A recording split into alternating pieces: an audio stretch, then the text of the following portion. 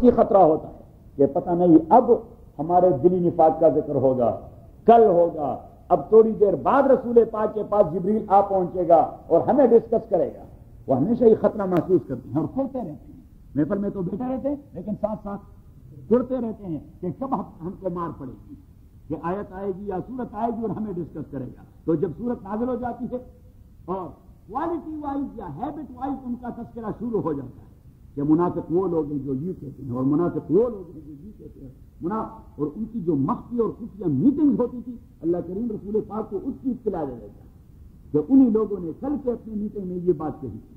تو یہ لوگ تو بیٹھے رہتے جو میٹنگ والے ہوتے، صحیح، لیکن اللہ کریم تو کبھی کسی کا نام نہیں لیتا، نام تو نہیں لیتا، ان کے ہیبٹ کو اور عادت کو اور پریکٹس کو اور عمل کو ڈسکس کرتا، لیکن ان کو خطرہ ہوتا کہ اب ایسا نہ ہو کہ ہمارے نام لینا شروع کرتے کہ کل والی میٹنگ میں ایک فلاں تھا، ایک فلاں تھا، ایک فلاں تھا، ایک فلاں تھا، ایک فلاں تھا، تو ایک دوسرے کو دیکھنا شروع کریں، اشارے کریں۔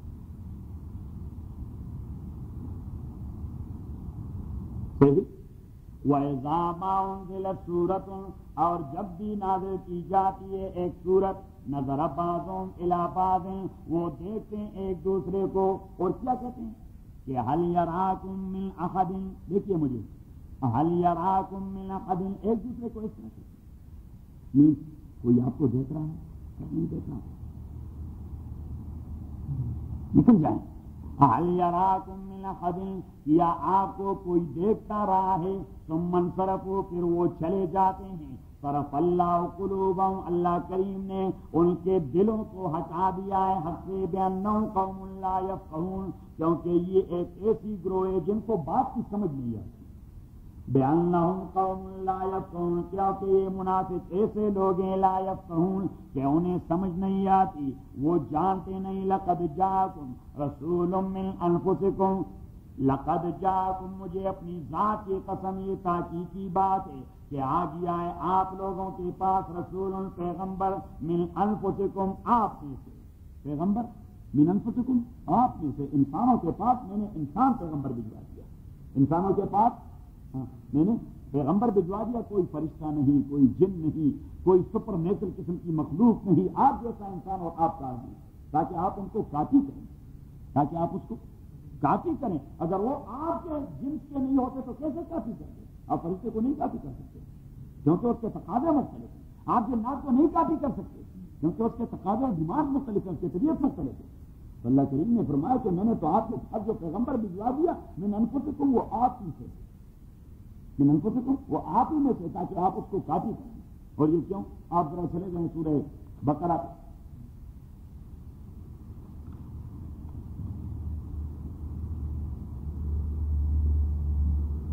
آیت نمبر 129، دیکھ لیا، ربنا وبعث فیہم، آیت نمبر 129، 123 پر 127 پر چلے جائیں۔ وَإِذْ يَرْفَعُ إِبْرَاهِيمُ الْقَوَاعِدَ، اور جب بنا رہے تھے حضرت ابراہیم القواعد، بیت اللہ کی بنیادیں، وہ اسماعیل، اور اسماعیل بھی بنا رہے تھے، اور دونوں نے جب کام ختم کر دیا تو دعا کی کہ ربنا، ہمارے پروردگار، تقبل منا، ہم سے ہماری جدوجہد کو قبول فرمائے، انک انت السمیع العلیم، اس لیے کہ خالص تو ہی تو ہے سننے والا اور جاننے والا۔ انک انت السمیع العلیم، اس کا ترجمہ ہے اردو میں تو ہی تو ہے، آپ سے علاوہ کوئی اور نہیں جو ہر چیز سن سکتا ہے اور ہر چیز سمجھ سکتا ہے، صرف آپ ہی۔ انک انت، تاکید تو ہی تو ہے، السمیع، سننے والا، العلیم، اور جاننے والا۔ ربنا، ہمارے پروردگار، وجعلنا، بنا دے ہمیں، مسلمین لکا، ٹوٹلی سرنڈر اور سبمیشن کرنے والے اپنے ذات کے ساتھ، کیونکہ ابراہیم اور اسماعیل پہلے سے مسلمان تھے، لیکن پھر کہہ رہے ہیں کہ وجعلنا مسلمین، خداوند ہمیں مسلمان بنا دے، مسلمان تھے اور کہہ رہے تھے کہ ہمیں مسلمان بنا دیں، کیونکہ مسلمان بننے کا معنی یہ ٹوٹلی سبمیشن ٹو اللہ سبحانہ و تعالی۔ Doesn't matter you are in your business اور ان یور جاب اور ان مسجد اور ایٹ ہوم اور سم ویئر ایلس، جہاں بھی ہے آپ نے مسلمان بننا۔ اگر آپ مسجد کے اندر مسلمان اور مسجد سے باہر کو چھوڑ تو اللہ تعالیٰ رحم فرمائے۔ ربنا وجعلنا، ہمارے پروردگار، وجعلنا مسلمین لکا، بنا دے ہمیں مسلمین، ٹوٹلی سرنڈر کرنے والے لکا اپنی ذات کے سامنے، ومن ذریتنا، اور بنا دے ہمارے اولاد اور جنریشنز میں سے مسلمۃ لک، گرو سرنڈر کرنے والوں کا، وارنا مناسکنا، اور تعلیم دے دیں ہمیں ہمارے اعمال کا اور شرائع کا، وتب علینا، کوتاہی ہوگی ہم سے۔ اب پیغمبر سے کوتاہی نہیں ہوتی عبادات میں، پیغمبر تو عبادات میں چیز آن پیک، ہر پیغمبر عبادات میں کہاں ہوتا ہے؟ پیک پہ ہوتا ہے، ٹھیک۔ تو اب وہ جو دعا مانگ رہا ہے کہ وتب علینا، اور ہماری توبے کو قبول فرما، تو ایک تو پیغمبر سے عبادات میں کوتاہی نہیں ہوتی، ایک بات۔ دوسرا، پیغمبر سے میسج پہنچانے میں کوتاہی نہیں ہوتی، وہ اپنا میسج کی چاہے کوئی مانے یا نہ مانے۔ نوح علیہ السلام کے قوم نے نہیں مانا، نوح ناکام ہوا یا وہ قوم ناکام ہو گئی؟ قوم ناکام ہو گئی۔ اس کو تو 8 آدمی مل گئے، اس کو 8 لوگ مل گئے 950 سال میں، کتنے مل گئے؟ پر 100 ایئر ایک آدمی بھی نہیں تھا، ریشو بہت عجیب ریشو تھا، پر 100 ایئر نہیں بلکہ سم 110 ایئر، پر 110 ایئر ایک آدمی اس سے ملا تھا، صحیح۔ اور یہ میں کہتا ہوں کہ نوح علیہ السلام کے آفات کی بات تھی، جو اس کے دل گردے کی بات ہے، ہم تو جلدی سے اپوائنٹڈ ہو جاتے ہیں، جلدی سے پوچھا بھائی میں نے بطور امام کو ایک بات کہی تھی، آپ لوگوں نے مانی نہیں، جیسے چلو اپنے لیے امام کا فکر کرو، صحیح، کیونکہ تو جلدی سے فاصل ہو جاتے ہیں۔ لگے رہتے 950 سال میں اونلی ایک چیز جو مستند روایت،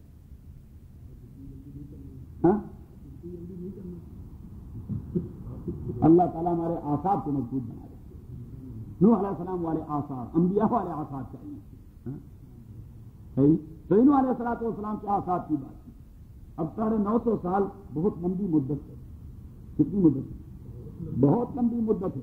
آخر نوح علیہ السلام شیخ مرحوم فرمایا کرتے تھے، نوح علیہ السلام زبان بے فلیور آ گئے، اس کا کلیجہ بھی منہ کو آ گیا، 950 سال میں نوح کا کلیجہ بھی منہ کو آ گیا۔ تو جب وہ غصے میں گئے تو اس نے کہا رب لا تذر علی الارض من الکافرین دیارا، خداوندہ میں ان کا ایک گھر کھڑا نہیں دیکھ سکتا۔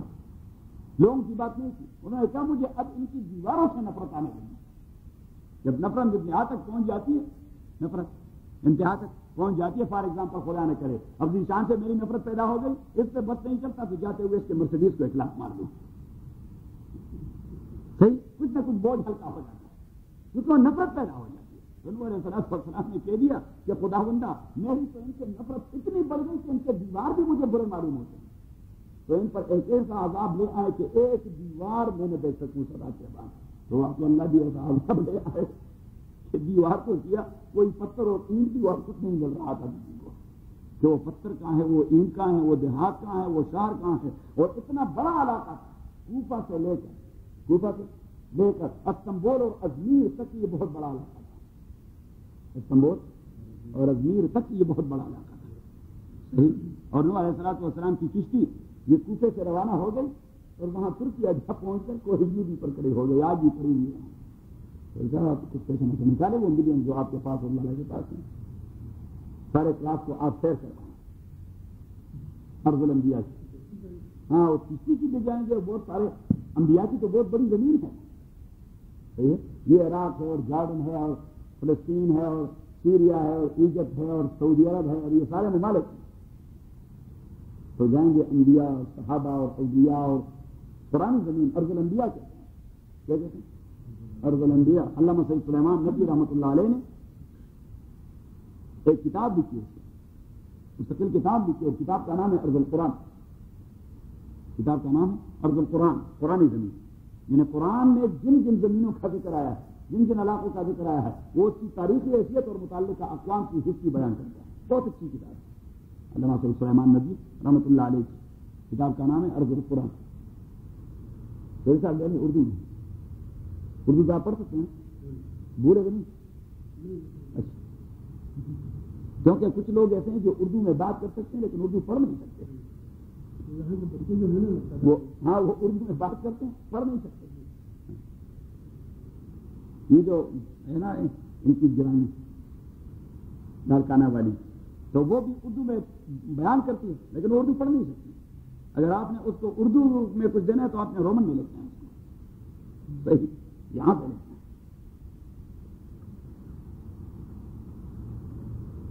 آپ کو اردو پڑھنی آتی؟ آتا آپ کو آتی نہیں تو آپ ٹرائی کریں، کیونکہ جو ہماری اکابر کی لٹریچر ہے، اکابرین دیوبند کی ساری لٹریچر اردو زبان میں ہے. اردو زبان میں عربی کے بعد سب سے زیادہ لٹریچر ہے. عربی کے بعد دینی لٹریچر جو سب سے زیادہ ہے وہ اردو زبان میں ہے، اور یہ سارا کرشمہ ہے علماء دیوبند کا رحمہم اللہ. تو اس لیے اردو پڑھنی ضروری ہے، اردو پڑھنی ضروری ہے. میں نے آپ سے کہہ دیا تھا کہ کتاب مانگے 20 بڑے مسلمان، قیامت میں پہنچ جائے. تو میں نے کنٹینر والے سے بات کی، انہوں نے کہا کہ جب آپ چاہیں تو مجھے حکم دے رہے تو میں لے آؤں گا آپ کے لیے. کیا خیال میں کہہ دیتے ہیں کہ وہ لے آئیں. اور وہ جو صدیقی ٹرسٹ کراچی والے وہ بالکل فیئر پرائز پر دے دیتے ہیں، اور وہ ساتھ یہ کہہ بھی دیتے ہیں کہ آپ لوگوں نے بھی فیئر پرائز پر دو، آپ نے تجارتی بنیادوں پر نہیں دیا. اور صدیقی ٹرسٹ والے وہ تو صرف دینی خدمت پر، کیونکہ یہ جو تبدیلی نصاب ہے یہ $2 کا مل جاتا ہے ان کے یہاں سے، جو ہے نا فضائل اعمال $2 کا مل جاتا ہے. وہ معرف القرآن جو آپ لے آئے ہیں، معرف القرآن پتہ نہیں آپ کو کتنے کا پڑ گیا، کوئی 4-5 ہزار پاکستانی کا، بلکہ زیادہ کا 7-8 ہزار کا پاکستانی کا. اور ان کے ہاں سے میرے خیال میں $100 سے کم کا ملتا ہے، کیونکہ وہ فیئر پرائز پر دینا چاہتے ہیں.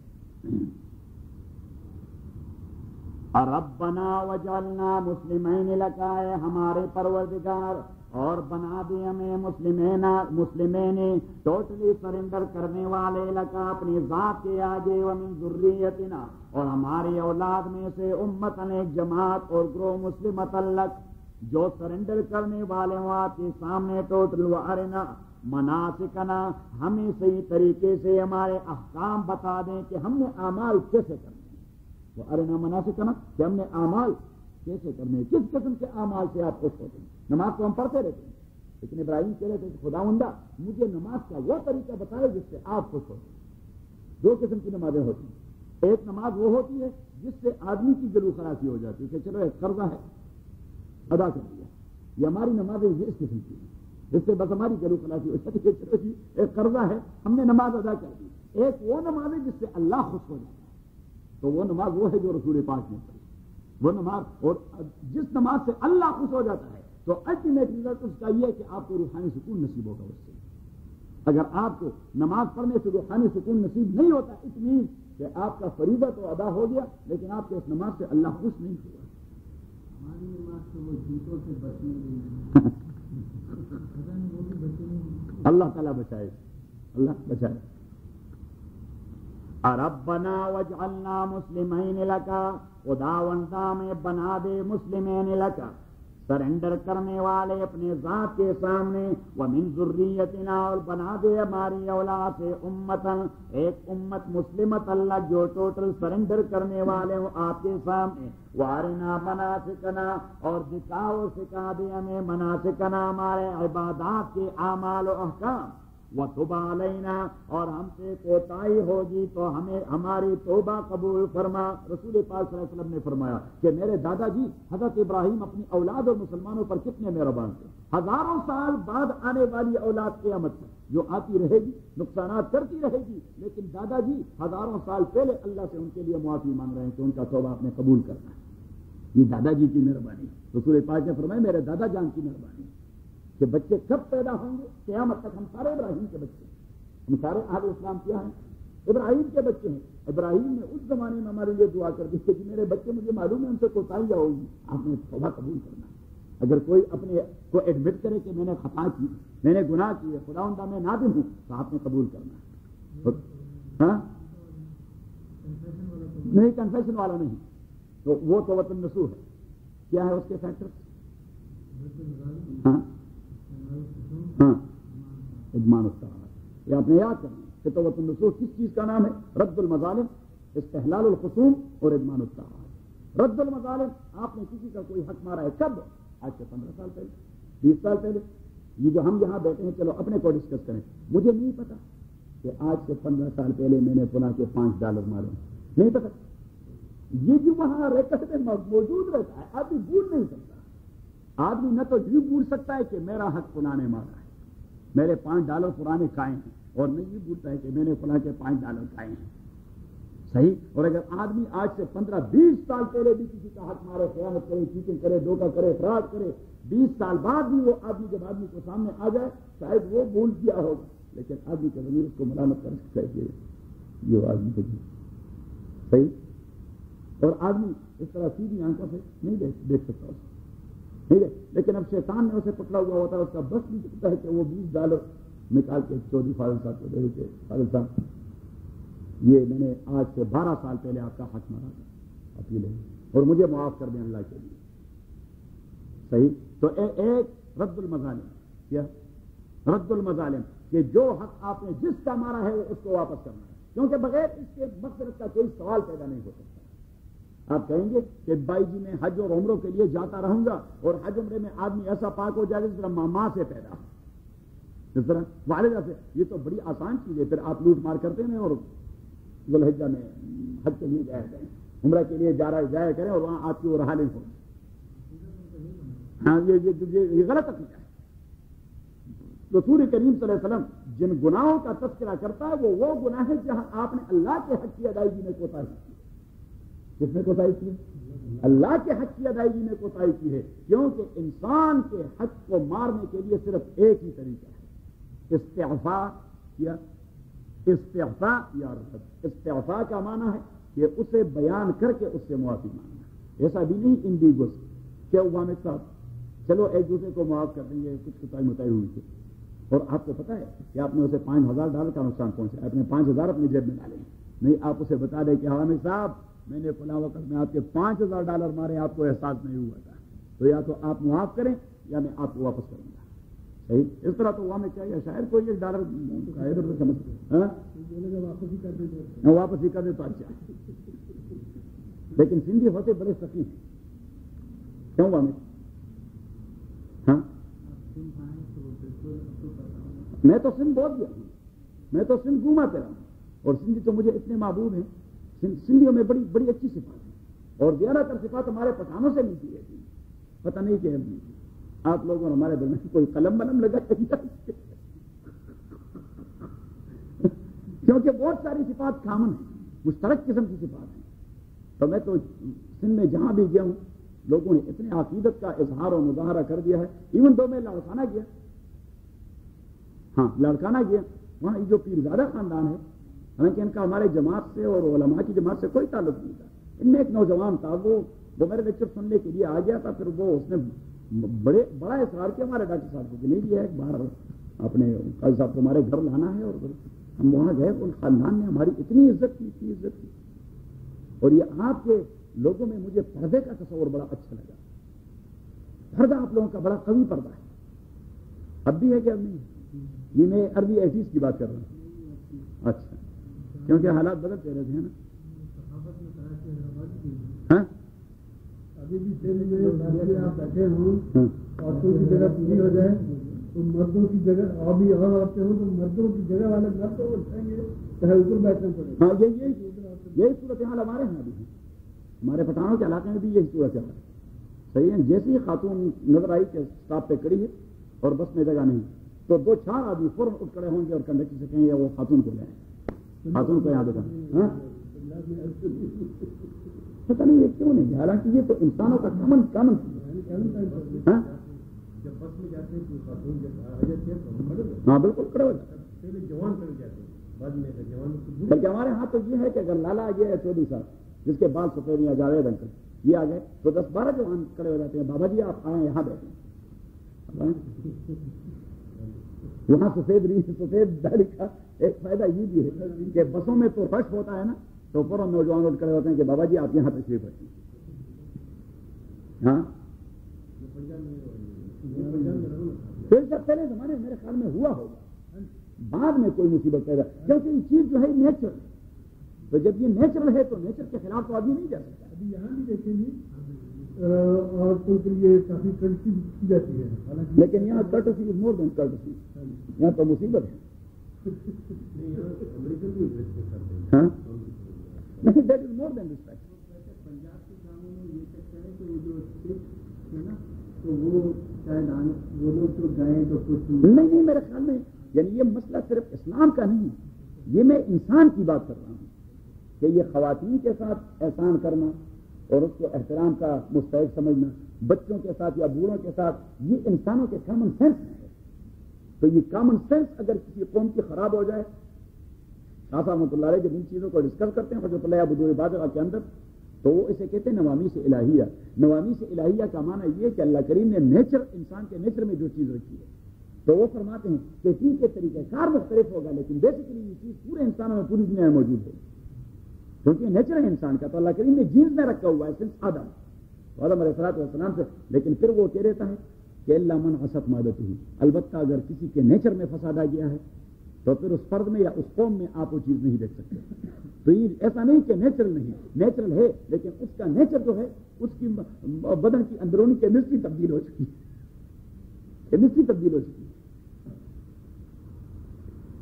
وَتُبْ عَلَيْنَا، اور ہمارے توبہ کو قبول فرما، إِنَّكَ أَنْتَ التَّوَّابُ الرَّحِيمُ، تاکہ آپ توبہ قبول کرنے والے اور مہربان ہیں. ربنا، اور ہمارے پروردگار، وَابْعَثْ فِيهِمْ رَسُولًا مِّنْهُمْ، ربنا، اور ہمارے پروردگار، وَابْعَثْ، آپ بھجوا دے فِيهِمْ، ان لوگوں میں، رسولاً، عظیم الشان پیغمبر، منہم، ان میں سے، وہ عظیم الشان پیغمبر منہم، ان میں سے. تو اللہ کریم نے فرمایا میں نے آپ میں سے بھجوایا. انسان ہے، عرب ہے، مکی ہے، انسان ہے، عرب ہے، اور پھر مکہ کا رہنے والا ہے. آپ سورہ صف نکالیں، 28واں پارہ.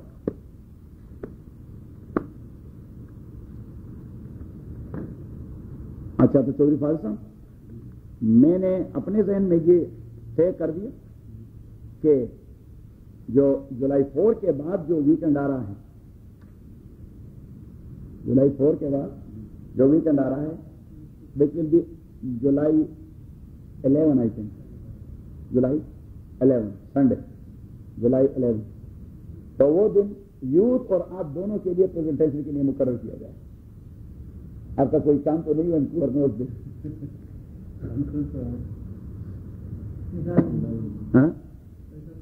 نہیں، آپ سارے لوگوں نے جرت کر کے 2-4 کلمات کہنے ہیں، جرت کر کے. لیکن میں آپ کے ساتھ یہ ریپیٹ کرواؤں گا کہ بھائی آپ نے ایسا کہنا ہے.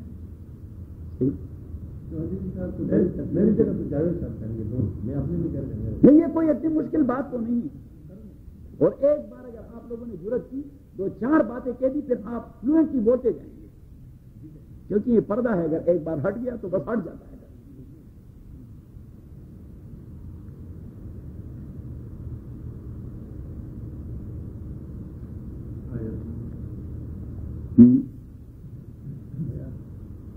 میں دیکھ لیتا ہوں.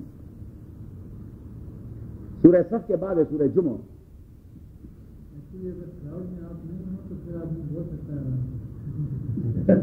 نہیں تو آپ نے بیماروں کو سنانا.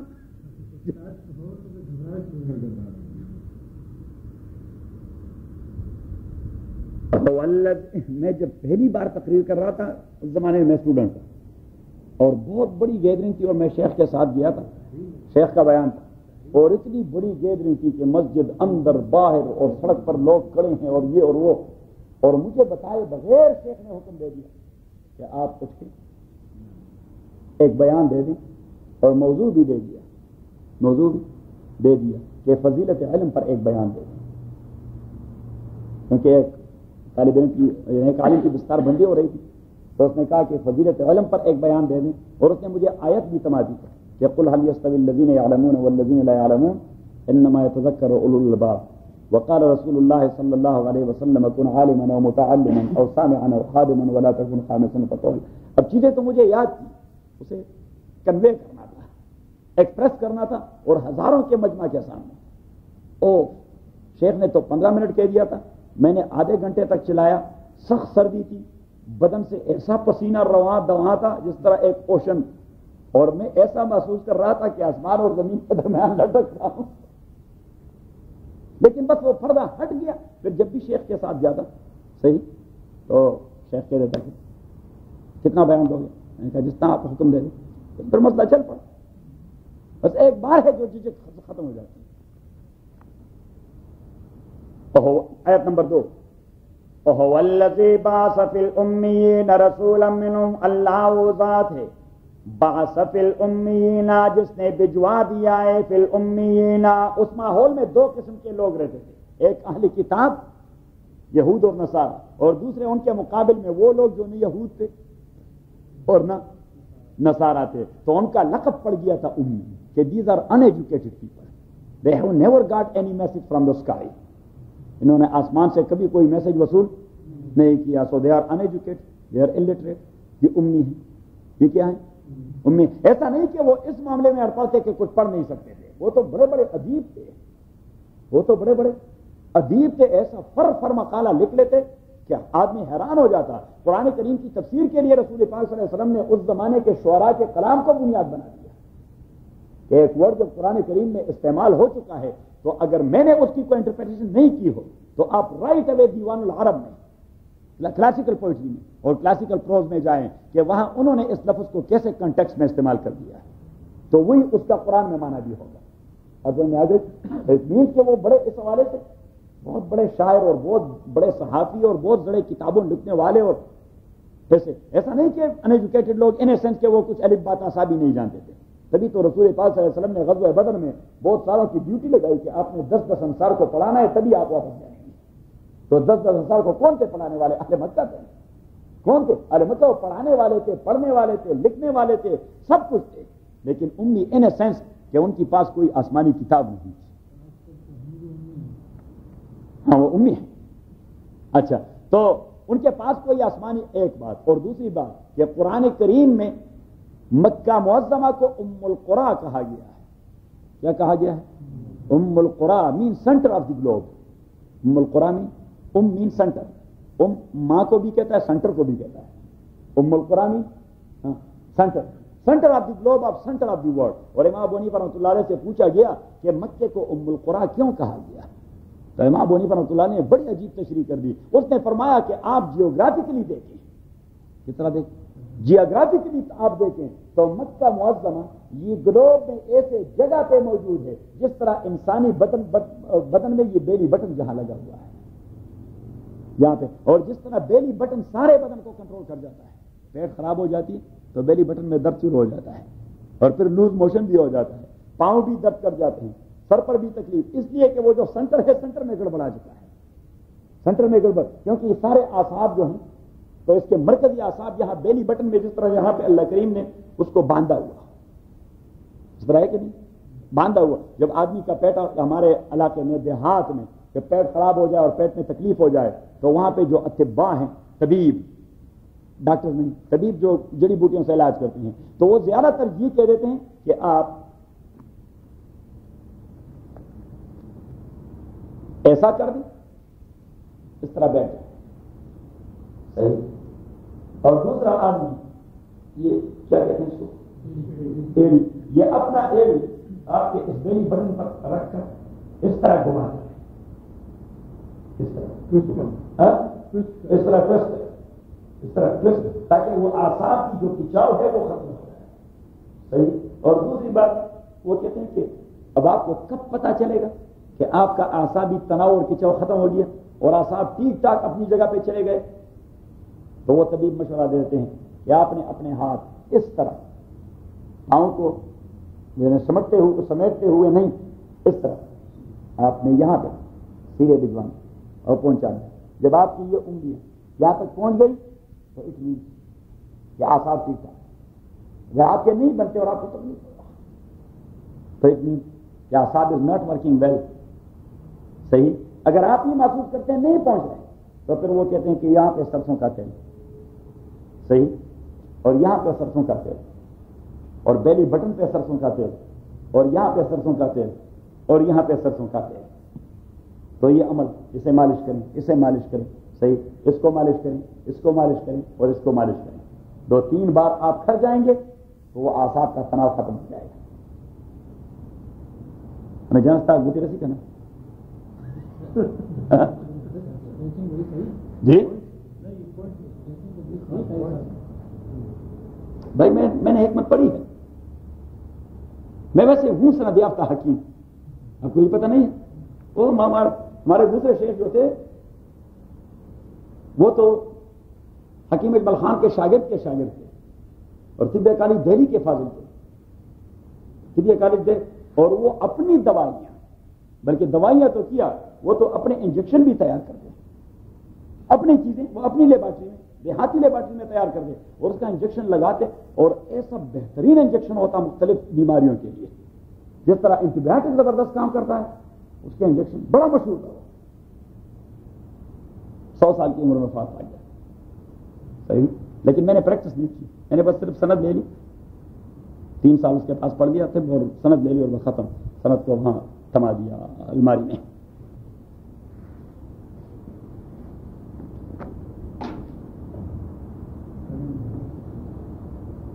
هو الذی بعث فی الامیین رسولا، اللہ ذات بعث جس نے بھجوا دیا ہے فی الامیین۔ اب مکہ معظمہ کو ام القریٰ کہا جاتا ہے، مکہ معظمہ کو۔ اب جاوید صاحب کہاں کے ہیں؟ لاہور کے۔ کہاں کے ہیں؟ لاہور کے۔ جب ہم اسے ایٹریبیوٹ کرتے ہیں تو ہم کہتے ہیں لاہوری۔ کیا کہتے ہیں؟ لاہوری۔ اچھا چودھری صاحب آپ کے علاقے کیا نام ہے؟ لاہور کا ہی ہوں، لاہوری۔ اچھا یہ جو ہے نا، نہیں جیلم چھوڑ دیں، اس کا جو گاؤں ہے اس گاؤں کے الفاظ 2 ہیں، کمبینیشن ہے، جلال پور شریف، جلال پور شریف۔ اب ہم کہہ دیں چودھری فاضل جلال پور شریفی تو یہ بڑا ثقیل لفظ ہے، جلال پور شریفی تو یہ بڑا، تو یا تو کہا جاتا ہے نسبت کے طور پر چودھری فاضل جلال پوری، اور اگر آپ اس سے بھی آسان بنائیں تو چودھری فاضل جلالی، صحیح، کوئی سا حصہ اس نام سے لے کر وہ جو ہے نا اپنے نام کا آخر بنا دے، چودھری فاضل جلالی، صحیح۔ اب ام القریٰ مکہ معظمہ کا نام ہے، ام القریٰ مکہ معظمہ کا نام ہے، تو اگر آپ کسی مکی کو یہ کہتے رہے کہ فلاں رسول پاک صلی اللہ علیہ وسلم کو اللہ کریم نے قرآن کے اندر امی کہہ دیا، تو امی کا معنی اصل میں ہے ام القریٰ، جس طرح کہا جاتا ہے مکی کہ محمد صلی اللہ علیہ وسلم ام القریٰ، لیکن لفظ ام القریٰ بڑا ثقیل لفظ ہے، بڑا ڈیفیکلٹ ہے پروناؤنس کرنے میں، تو اللہ کریم نے امی کہہ دیا، تو سارے عرب جو مکہ معظمہ میں رہتے تھے انہیں ام القریٰ کے بجائے امیین کہا جاتا تھا، تو امیین کا معنی ہوتا ہے مکی، امیین کا معنی ہوتا ہے دوسرا معنی۔ هو الذی، اللہ تعالیٰ وہ ذات بعث فی الامیین جس نے بھجوا دیا ہے ان ایجوکیٹڈ لوگوں کے اندر، بعث فی الامیین جس نے بھجوا دیا ہے فی الامیین مکیین کے اندر، رسولا منہم، رسول منہم ان میں سے، رسولا منہم رسول ان میں سے۔ تو اب واپس اپنے سبق پہ جائیں تاکہ ختم کر دیں۔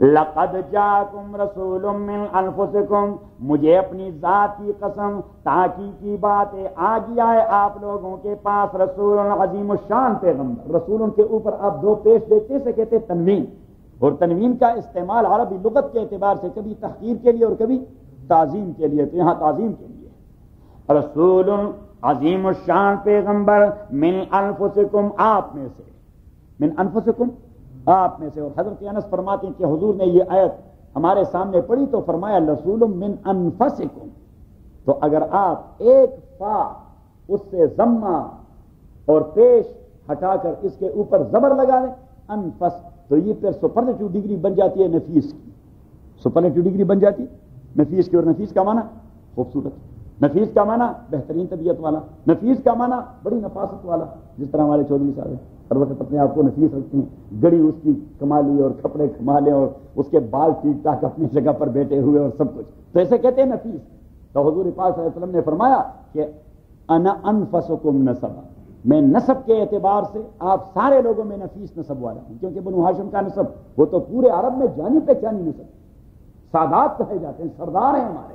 اور حضور پاک نے فرمایا وَأَنَا أَنفَسُكُمْ أَبًا، میں باپ کے اعتبار سے آپ سارے لوگوں سے نفیس باپ کا بیٹا ہوں۔ حضرت عبداللہ کی نفاست وہ پورے عرب دنیا میں مشہور تھی، اور فرمایا وَأَنَا أَنفَسُكُمْ جَدًّا، میں دادے کے اعتبار سے آپ سب میں سے نفیس دادا کا پوتا ہوں۔ حضرت عبد المطلب he was chief of the then Arabian world or peninsula، اور فرمایا وَأَنَا أَنفَسُكُمْ ذَاتًا، اور ذاتی اعتبار سے میں آپ سب لوگوں سے نفیس ہوں، طبیعت میں بھی اور خوبصورتی میں بھی۔ لقد جاءکم رسول من انفسکم، تحقیقی بات آ گیا ہے آپ لوگوں کے پاس عظیم الشان پیغمبر، من انفسکم آپ میں سے، عزیز علیہ ما غنتم شاق گزرتا ہے، عزیز شاق گزرتا ہے، تکلیف دہ ہوتا ہے اس پیغمبر کے لیے، ما غنتم آپ کی تکلیف او امتی او مسلمانوں، آپ پہ اگر تکلیف آتی ہے تو پیغمبر علیہ الصلوۃ والسلام کڑتا رہتا ہے، پیغمبر علیہ الصلوۃ والسلام اسی وجہ سے کڑتا رہتا ہے۔ اور حضور پاک صلی اللہ علیہ وسلم فرماتے ہیں کہ میرے امتی کے پاؤں میں کانٹا بھی چھپے میرے دل میں چھپ جاتا ہے، کانٹا پاؤں میں چھپے کسی امتی کا یہ میرے دل میں چھپتا ہے۔ تبھی تو نبی کریم صلی اللہ علیہ وسلم فرماتے ہیں قیامت کے دن اگر میرے کسی امتی کے متعلق حکم دیا گیا جہنم میں لے جائیے تو میں وہاں روتا رہوں گا، تو فرمایا عزیز علیہ شاق گزرتا ہے، تکلیف دے اس پیغمبر کے لیے، ما غنتم آپ لوگوں کی مشقت، حریص علیکم وہ بڑے ایگر ہیں آپ لوگوں پر کہ آپ سارے لوگ ٹھیک ٹھاک انسان اور مسلمان بن جائیں۔ حریص علیکم، حریص کے دو معنی ہوتے ہیں، ایک گریڈی اور دوسرا ایگر، تو یہاں ایگر بھی وہ یہ چاہتا ہے کہ آپ لوگ اچھے لوگ بن جائیں، حریص علیکم وہ ایگر بھی چاہتا ہے کہ آپ لوگ بہترین لوگ بن جائیں، بالمؤمنین رؤوف الرحیم اور خاص مومنوں پر وہ بڑے مہربان ہیں، فإن تولوا فقل حسبی اللہ اگر یہ لوگ آپ کے میسج کو قبول کرنے سے منہ موڑ چکے اور نہیں قبول کر رہے تو آپ کہہ دیجئے او میرے پیغمبر حسبی اللہ میرے لیے تو اللہ کافی ہے، مجھے تو اللہ کے مقابلے میں کسی دوسرے دوست کی ضرورت نہیں، لا الہ نہیں ہے معبود توت والی بات، لا الہ کہ اللہ کریم فرماتے ہیں سب کچھ جو کہا جاتا ہے اور کیا جاتا ہے لا الہ کے لیے، لا الہ نہیں ہے معبود اللہ مگر یہی اللہ، علیہ توکل تو میں نے اس اللہ پہ توکل کر دیا ہے، وہ رب العرش العظیم اور وہ بہت بڑی بادشاہی کا مالک ہے، الحمدللہ رب العالمین والصلاۃ والسلام علی رسول محمد وآلہ وصحبہ اجمعین، اللهم ذکرنا من القرآن ما نسینا وعلمنا منه ما جهلنا واذكرنا تلاوته آناء الليل وآناء النهار فالله خير حافظا وبارك۔ نو خلاصہ سورہ توبہ کا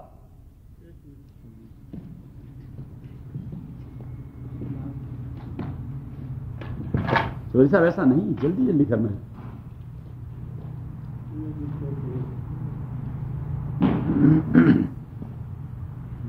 تین حصے بنا دیے تھے کہ آیت نمبر 1 سے آیت نمبر 37 تک 9 ہجری میں یہ حصہ نازل ہوا تھا جب حضرت ابوبکر امیر الحاج بن کے چلے گئے تھے اور حضرت علی رضی اللہ تعالیٰ عنہ کو اس حصہ سنانے کے لیے بھجوایا گیا اس کے بعد، اور دوسرا حصہ آیت نمبر 38 سے آیت نمبر 72 تک رجب کے مہینے 9 ہجری میں جب غزوہ تبوک کی تیاری ہو رہی تھی تو اس میں جہاد کی ترغیب ہے، اور تیسرا حصہ آیت نمبر 73 تا آخر جب غزوہ تبوک سے رسول اللہ علیہ الصلوۃ والسلام واپس آ رہے تھے تو ان منافقین اور متخلفین کو ڈانٹ پلائی گئی جو لوگ رسول پاک صلی اللہ علیہ وسلم کے ساتھ جہاد پر نہیں گئے تھے۔ سورہ یونس مضمون کے اعتبار سے یہ معلوم ہوتا ہے کہ سورہ یونس اس دور میں نازل ہوئی جب تکالیف اور مشکلات انتہائی زوروں پر تھی، رسول اللہ صلی اللہ علیہ وسلم اور ان کے ساتھیوں کو بڑی مصیبتوں میں ڈال دیا گیا تھا۔ اس کے بنیادی موضوعات 3 ہیں، ایک دعوت اور دوسری چیز بات سمجھانا اور تیسری چیز انہیں اطلاع دے دینا اور خبردار کرنا کہ انسان کے بچے بن جاؤ، ادروائز اللہ کے عذاب میں اب مزید ڈیل نہیں ہو سکتی۔ اور اس کے مباحث ابتدا میں تمہید ہے، تمہید میں یہ بتایا گیا کہ یہ مشرکین مکہ اس لیے قرآن سے انکار کر رہے ہیں کہ یہ ان کے عزیز پر نازل ہو چکی ہے، ان کے کزن پہ نازل ہو چکی ہے، تو وہ اسے عجیب سمجھتے ہیں کہ ایسا کیوں ہو سکتا ہے کہ ہمارا کزن اللہ کا پیغمبر بن جائے، یہ تو ناشدنی قسم کا عمل ہے، اسے ہم نہیں تسلیم کر سکتے۔ تو اللہ کریم نے فرمایا کہ بھائی اس کے مضمون کو دیکھے یہ پیغمبر جو بات کہہ رہا ہے یہ ریالٹی اور فیکٹس بیان کر رہا ہے. تو اگر فیکٹس بیان کر رہا ہے تو آپ کا کزن ہونا اس میں رکاوٹ کیوں بنتا ہے؟ جب آپ کا کزن ہے لیکن بات حقائق کی کر رہا ہے تو پھر آپ اس کو مانتے کیوں نہیں؟ اور پھر جو حقائق وہ بتا رہا ہے ان میں ایک حقیقت تھی کہ بندگی صرف خدا کی ہونی ہے جو خالق و مالک ہے، اور دوسری یہ کہ آپ لوگوں کو موت کے بعد ایک نئی زندگی دی جائے گی، آپ کے عقائد اور اعمال کا احتساب کیا جائے گا، آپ کی اکاؤنٹیبلٹی ہوگی. پھر بحثوں میں ایک بحث ہے توحید کی دلائل کے ساتھ، دوسرے بحث توحید اور آخرت کے متعلق ان کی جو غفلتیں تھیں انہی غفلتوں کے اوپر ان کو خبردار کیا گیا ہے. اور تیسری چیز رسالت کے بارے میں کہ یہ محمد کیسے پیغمبر بن سکتا ہے، اس کے حوالے سے جو ان کے شبہات تھے اور ڈاؤٹس تھے ان کا جواب دیا گیا ہے، شبہات کا جواب دیا گیا ہے. اور چوتھی چیز کہ موت کے بعد کیا کچھ آنے والا ہے اسی کی اطلاع اللہ تعالیٰ دے رہا ہے کہ موت کے بعد آپ نے ان چیزوں کو فیس کرنا ہے. علامہ روشا کاشمیری رحمۃ اللہ علیہ نے فرمایا کہ اللہ کریم کہتا ہے کہ یہ آنکھیں آپ کی بند رہیں گی جب تک کھلی رہیں گی اور یہ کھل جائیں گی جب بند ہو جائیں گی. علامہ روشا فرماتے تھے رحمۃ اللہ علیہ کہ سورہ یونس میں اللہ تعالیٰ کفار کو سمجھا رہا ہے کہ آپ کی آنکھیں حقائق دیکھنے سے بند ہیں، حقائق دیکھنے سے بند ہیں. کب تک؟ جب تک یہ کھلی ہیں، اور یہ کھل جائیں گی جب بند ہو جائیں گی. جب یہاں سے بٹن اللہ تعالیٰ آف کرے گا اور یہاں سے پردہ ڈال دے گا، اسی دنیا کا پردہ ڈال دے گا، اس کو آپ کی نظروں سے اوجھل کیا جائے گا، تو وہاں والا پردہ کہ اب آگے دیکھو، اب اس جانب دیکھو کہ اس تھیٹر میں کیا کچھ ہو رہا ہے. صحیح، اس تھیٹر کا دروازہ بند، اس تھیٹر کی جانب کھلا. فسوف تری اذا انکشف الغبار افرس تحت رجلک ام حمار. عربی کے ایک شاعر نے بڑی عجیب بات کہی ہے کہ ابھی تو آپ سواری پر ہیں لیکن آپ کو پتا نہیں، گرد و غبار اور وینڈ اور فاگی اتنی ہے کہ آپ کو یہ پتا نہیں کہ گدھے پر سوار ہوں کہ گھوڑے پر. تو وہ کہتے جب فاگی اٹھا دی جائے گی آپ کو پتا تب چلے گا کہ گدھا تھا میرے نیچے یا گھوڑا. تو وہ کہتے ہیں کہ جب مر جاؤ گے تبھی پتا چل جائے گا، جب مر جاؤ گے تبھی پتا چل جائے گا. فمن زحزح عن النار وادخل الجنة فقد فاز وما الحیاۃ الدنیا الا متاع الغرور. دوسری جگہ اللہ کریم نے فرمایا کہ جب موت آ جائے گی وہاں پہ آپ کو پتا چل جائے گا. ابھی تو دنیا والی زندگی نے آپ کو مغرور بنا دیا ہے، آپ کا ذہن کام نہیں کر رہا. ڈالر کا چکر کچھ اس قسم کا چکر ہے کہ آدمی کا ذہن کام نہیں کرتا. تو یہ چوتھی بات. پانچویں بات کہ یہ دنیا یہ ٹیسٹ اور ٹرائل ہے، یہ امتحان والی جگہ ہے، اور قرآن اور پیغمبر کا آنا اللہ کا احسان ہے آپ لوگوں پر کہ اس ٹیسٹ میں آپ کامیاب کیسے ہوں گے. یہ قرآن یہ ٹیکسٹ ہے، قرآن کیا ہے؟ ٹیکسٹ ہے، اور یہ پیغمبر اس کا لیکچرر اور پروفیسر ہے، اور یہ آپ کو بتا رہا ہے کہ جو ٹیسٹ ہو رہا ہے وہ اس اساس پہ ہو رہا ہے. تو یہ پیغمبر آپ کو وہ ٹیکسٹ پڑھا رہا ہے لیکن آپ اللہ کے اس احسان کو کک کر رہے ہیں. اور چھٹی بات ان کی جو کلی کلی جہالتیں اور کلی کلی گمراہیاں تھیں تو اللہ کریم نے اسی کے متعلق بیان کیا کہ یہ آپ کی جہالت ہے اور یہ آپ کی گمراہی ہے، یہ آپ کی جہالت ہے اور یہ آپ کی گمراہی ہے، یہ آپ کی جہالت ہے اور یہ آپ کی گمراہی ہے. اور پھر نوح علیہ السلام اور موسیٰ علیہ السلام دونوں کا قصہ اللہ تعالیٰ نے مختصراً بیان کر دیا ہے، اور اس قصے میں 4 باتیں ذکر کی گئی. دونوں قصوں میں 4 باتیں.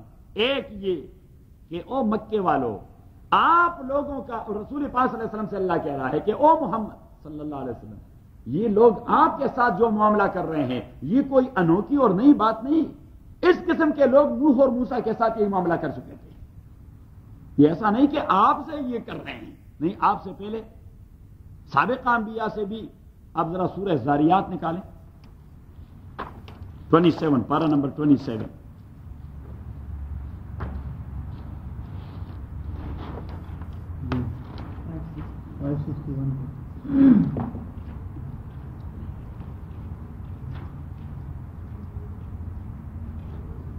آیت نمبر دیکھیں 50.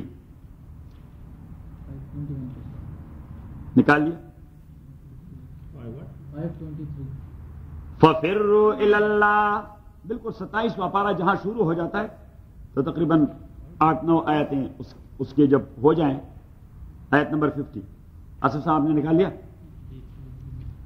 فَفِرُّوا إِلَى اللَّهِ، دوڑ لگائیے اللہ کے جانب. انی لکم منہ نذیر مبین، میں آپ لوگوں کے لیے اللہ کی جانب سے کلیئر کٹ ڈرانے والا ہوں. وَلَا تَجْعَلُوا مَعَ اللَّهِ إِلَٰهًا آخر، نہ بنائے اللہ کے ساتھ کوئی پارٹنر. انی لکم منہ نذیر مبین، میں اللہ کے جانب سے کلیئر کٹ ڈرانے والا اور اطلاع دینے والا ہوں. کذالک ما أَتَى الَّذِينَ مِن قَبْلِهِم مِّن رَّسُولٍ، یہی وہ بات ہے کہ رسول پاک سے اللہ کہہ رہا ہے کہ کذالک، اسی طرح معاملہ تھا. کذالک یہی معاملہ تھا. کذالک یہی معاملہ تھا. ما أَتَى الَّذِينَ مِن قَبْلِهِم مِّن رَّسُولٍ، کہ ان لوگوں سے پہلے جو کافر تھے ان کے پاس بھی جو پیغمبر آیا تو انہوں نے کیا کہا؟ الا قالوا ساحر، انہوں نے کہا جادوگر ہے، او مجنون یا کریزی ہے. ہر ایک پیغمبر کے متعلق کیا. یہ لوگ اس بات کو ایک دوسرے سے انہیرٹ کر رہے ہیں، یعنی بات is one and the same. تو کیا سابقہ لوگوں نے ان کو بطور میراث کی بات دے دی تھی کہ ہم نے اپنے پیغمبر سے یہ بات کہی تھی، آپ نے بھی اپنے کو جادوگر کہنا ہے یا اپنے کو کریزی اور دیوانہ کہنا ہے. اللہ کریم نے فرمایا نہیں، اس میں وراثت اور وصیت کا کوئی تصور نہیں. بل ہم قوم طاغون، سرکش اور گمراہ لوگ اسی قسم کے ریمارکس دیا کرتے ہیں. چوری صاحب ابھی بات ذہن میں آ گئی تو واپس اپنے سبق. تو ایک بات یہ کہ او محمد صلی اللہ علیہ وسلم، جب بھی نبی کریم کا نام آئے تو امت پر واجب ہوتا ہے کہ وہ کہہ دیں صلی اللہ علیہ وسلم، کہ او محمد صلی اللہ علیہ وسلم. آپ کا معاملہ بعینہ ہی وہی ہے جو نوح اور موسیٰ کا تھا علیہ السلام. اور دوسری بات، کفار کو اللہ تعالی سمجھا رہا ہے کہ اس محمد کے پیچھے بھی اس اللہ کی قوت ہے جس اللہ کی قوت موسیٰ اور نوح کے پیچھے تھی. تو موسیٰ اور نوح کے مخالفوں کا کیا حشر ہو گیا؟ آپ کا حشر بھی ان سے مختلف نہیں ہوگا، کیونکہ خدا ہی وہی ہے. تو جس خدا نے ان کے قوموں کا بیڑا غرق کر دیا، آپ کا بھی بیڑا غرق کر دے گا. اور تیسری بات کہ ابھی آپ کے پاس ٹائم ہے. Now you have time, don't waste it, کیونکہ ٹائم کسی کا انتظار نہیں کرتا. اللہ کریم نے فرمایا کہ فرعون نے ویسٹ کر دیا، میں نے مہلت دے دی، تو جب ہلاک ہو رہا تھا پھر چیخ و پکار سے کہہ رہا تھا کہ میں ایمان لا رہا ہوں، تبھی خاک اس کے ایمان کو اللہ قبول کرتا. تو اللہ کریم نے فرمایا پھر آپ کو بھی پچھتانا پڑے گا. پھر نہ کہو ہمیں خبر نہ ہوگی، پھر نہ کہو ہمیں. تو ابھی ٹائم ہے، اس ٹائم کو آپ ویسٹ نہ کریں. اور چوتھی بات، مسلمانوں کو اللہ تعالیٰ کنسول اور انکریج کر رہا ہے کہ ڈس اپوائنٹڈ نہ ہو، ڈسہارٹڈ نہ ہو. آپ کو جو ماحول مل چکا ہے اس ماحول اور انوائرنمنٹ کے مطابق اپنا مشن چلایا کریں، کیونکہ ماحول کی بات ہوتی ہے. یہاں امریکہ میں رہ کر بات تو وہی ہم دین والی کرتے ہیں، بات تو وہی دین، لیکن یہاں طریقہ کار مختلف ہے. اور پاکستان میں مختلف ہے. ہم یہاں یوتھ کلاس کو جو پڑھاتے ہیں صحیح، تو ان کو یہ ڈانٹ دیتے ہیں مثلا سلیمان کو فار ایگزامپل کہ اچھا اگر آپ ٹھیک ٹھاک نہیں پڑھتے میں نے حامد جان کو اطلاع دینی ہے. لیکن پاکستان اور افغانستان میں ہم کسی بچے سے یہ نہیں کہتے کہ میں نے آپ کے ابو سے کہنا ہے، ہم کہتے ہیں آپ نکل آئیں صحیح، اور ذرا کان پکڑے مرغا بن جائے. اسے مرغا بنا دیتے ہیں اور پھر ڈنڈا اٹھا کر اس کی خبر دے لیتے ہیں کہ اس کے بروز پڑ جاتے ہیں صحیح. اور جب وہ گھر جا کر اپنے باپ سے کہتا ہے کہ آج استاد جی نے بڑا مارا، تو ماں باپ بھی شروع کرتے ہیں وہ ڈنڈا اٹھاتے ہیں کہ اچھا آپ نے ضرور کوئی شیطانت کیا ہوگی. تو یہ انوائرمنٹ اور ماحول کی بات ہے. یہاں تو وہ چیز نہیں کر سکتے. کیوں چوری صاحب؟ ہاں، تو ماحول کی بات ہے. تو اللہ کریم نے مسلمانوں سے کہہ دیا کہ مایوس نہ ہو، ماحول کو پرکھتے ہوئے اپنے پروگرام کو آگے بڑھائیں. ماحول کو according to circumstances, the environment which you have, اسی کے مطابق اپنے پروگرام کو آگے بڑھائیں. اور اللہ کریم نے فرمایا کہ جب میں آپ کو سپورٹ دے کر ان بدبختوں سے نجات دے دوں گا اور آپ کو زمین کا مالک بنا دوں گا، تو پھر آپ بنی اسرائیل کی طرح ریجائز نہ کیا کریں کہ پھر میرے مقابلے پر آئیں. مسلمانوں سے اللہ تعالیٰ کہہ رہا ہے کہ یہ زمانہ آپ پہ آنے والا ہے، لیکن آپ نے حکمرانی حاصل کرنے کے بعد بھی اللہ کا بندہ رہنا ہے. بنی اسرائیل کی طرح نہیں کہ پھر مونچوں کو تاؤ دیا کریں اور اللہ کے مقابلے کیا کریں صحیح. اور سورت کے اخیر میں اللہ کریم فرماتے ہیں کہ جو عقیدہ اور جو مسلک میں نے آپ لوگوں کو دیا ہے یہ ناقابل ترمیم ہے، اس میں کوئی امینڈمنٹ نہیں ہو سکتی، اس میں کسی ترمیم کی کوئی گنجائش نہیں، لہذا جو اسے اپنائے گا وہ کامیاب اور جو نہیں اپنائے گا اس کا بیڑا غرق۔ تو یہ ہے سورہ یونس کا خلاصہ۔ بسم اللہ الرحمن الرحیم، الف لام را، الف اعلی، لام لباب، را رسالت، الف لام را، الف لام را رسالت کا اعلی لباب، اور لباب اسے کہتے ہیں یہ جو ہوتا ہے نا، کیا کہتے ہیں اسے، یہ گریپ فروٹ، اس کے سکن کو ہٹا دیتے ہیں، پھر سکن اور جو کھانے والا حصہ ہے اس کے درمیان ایک ممبرین ہوتا ہے، ایک جالی سی، وہ ہٹا دیتے ہیں، تو درمیان میں جو چیز نکل آتی ہے تو یہ امریکی لوگ اسے سپریم کہتے ہیں کہ یہ اس کا سپریم ہے، یہ اس کا کھانے والا حصہ ہے۔ لباب اصل میں وہ چیز جو کھانے کے قابل ہو اسی کو کہتے ہیں کہ سکن اور ممبرین اور سب کچھ ہٹا کر درمیان والا حصہ نکالا جائے، اسے کیا کہتے ہیں؟ لباب۔ جس طرح ہم اردو میں بھی کہتے ہیں اس بات کا لب لباب یہی ہے، انہیں اس کا نہ چھوڑ اور حاصل یہی ہے۔ تو اللہ کریم نے فرمایا کہ پیغمبر کے رسالت کا لب لباب تلک آیات الکتاب المبین، یہی قرآن کریم ہے۔ الف لام را، رسالت کے اعلیٰ لباب، تلک آیات الکتاب الحکیم، یہی آیات ہیں اس کتاب کے جو حکمت سے بری ہوئی ہے۔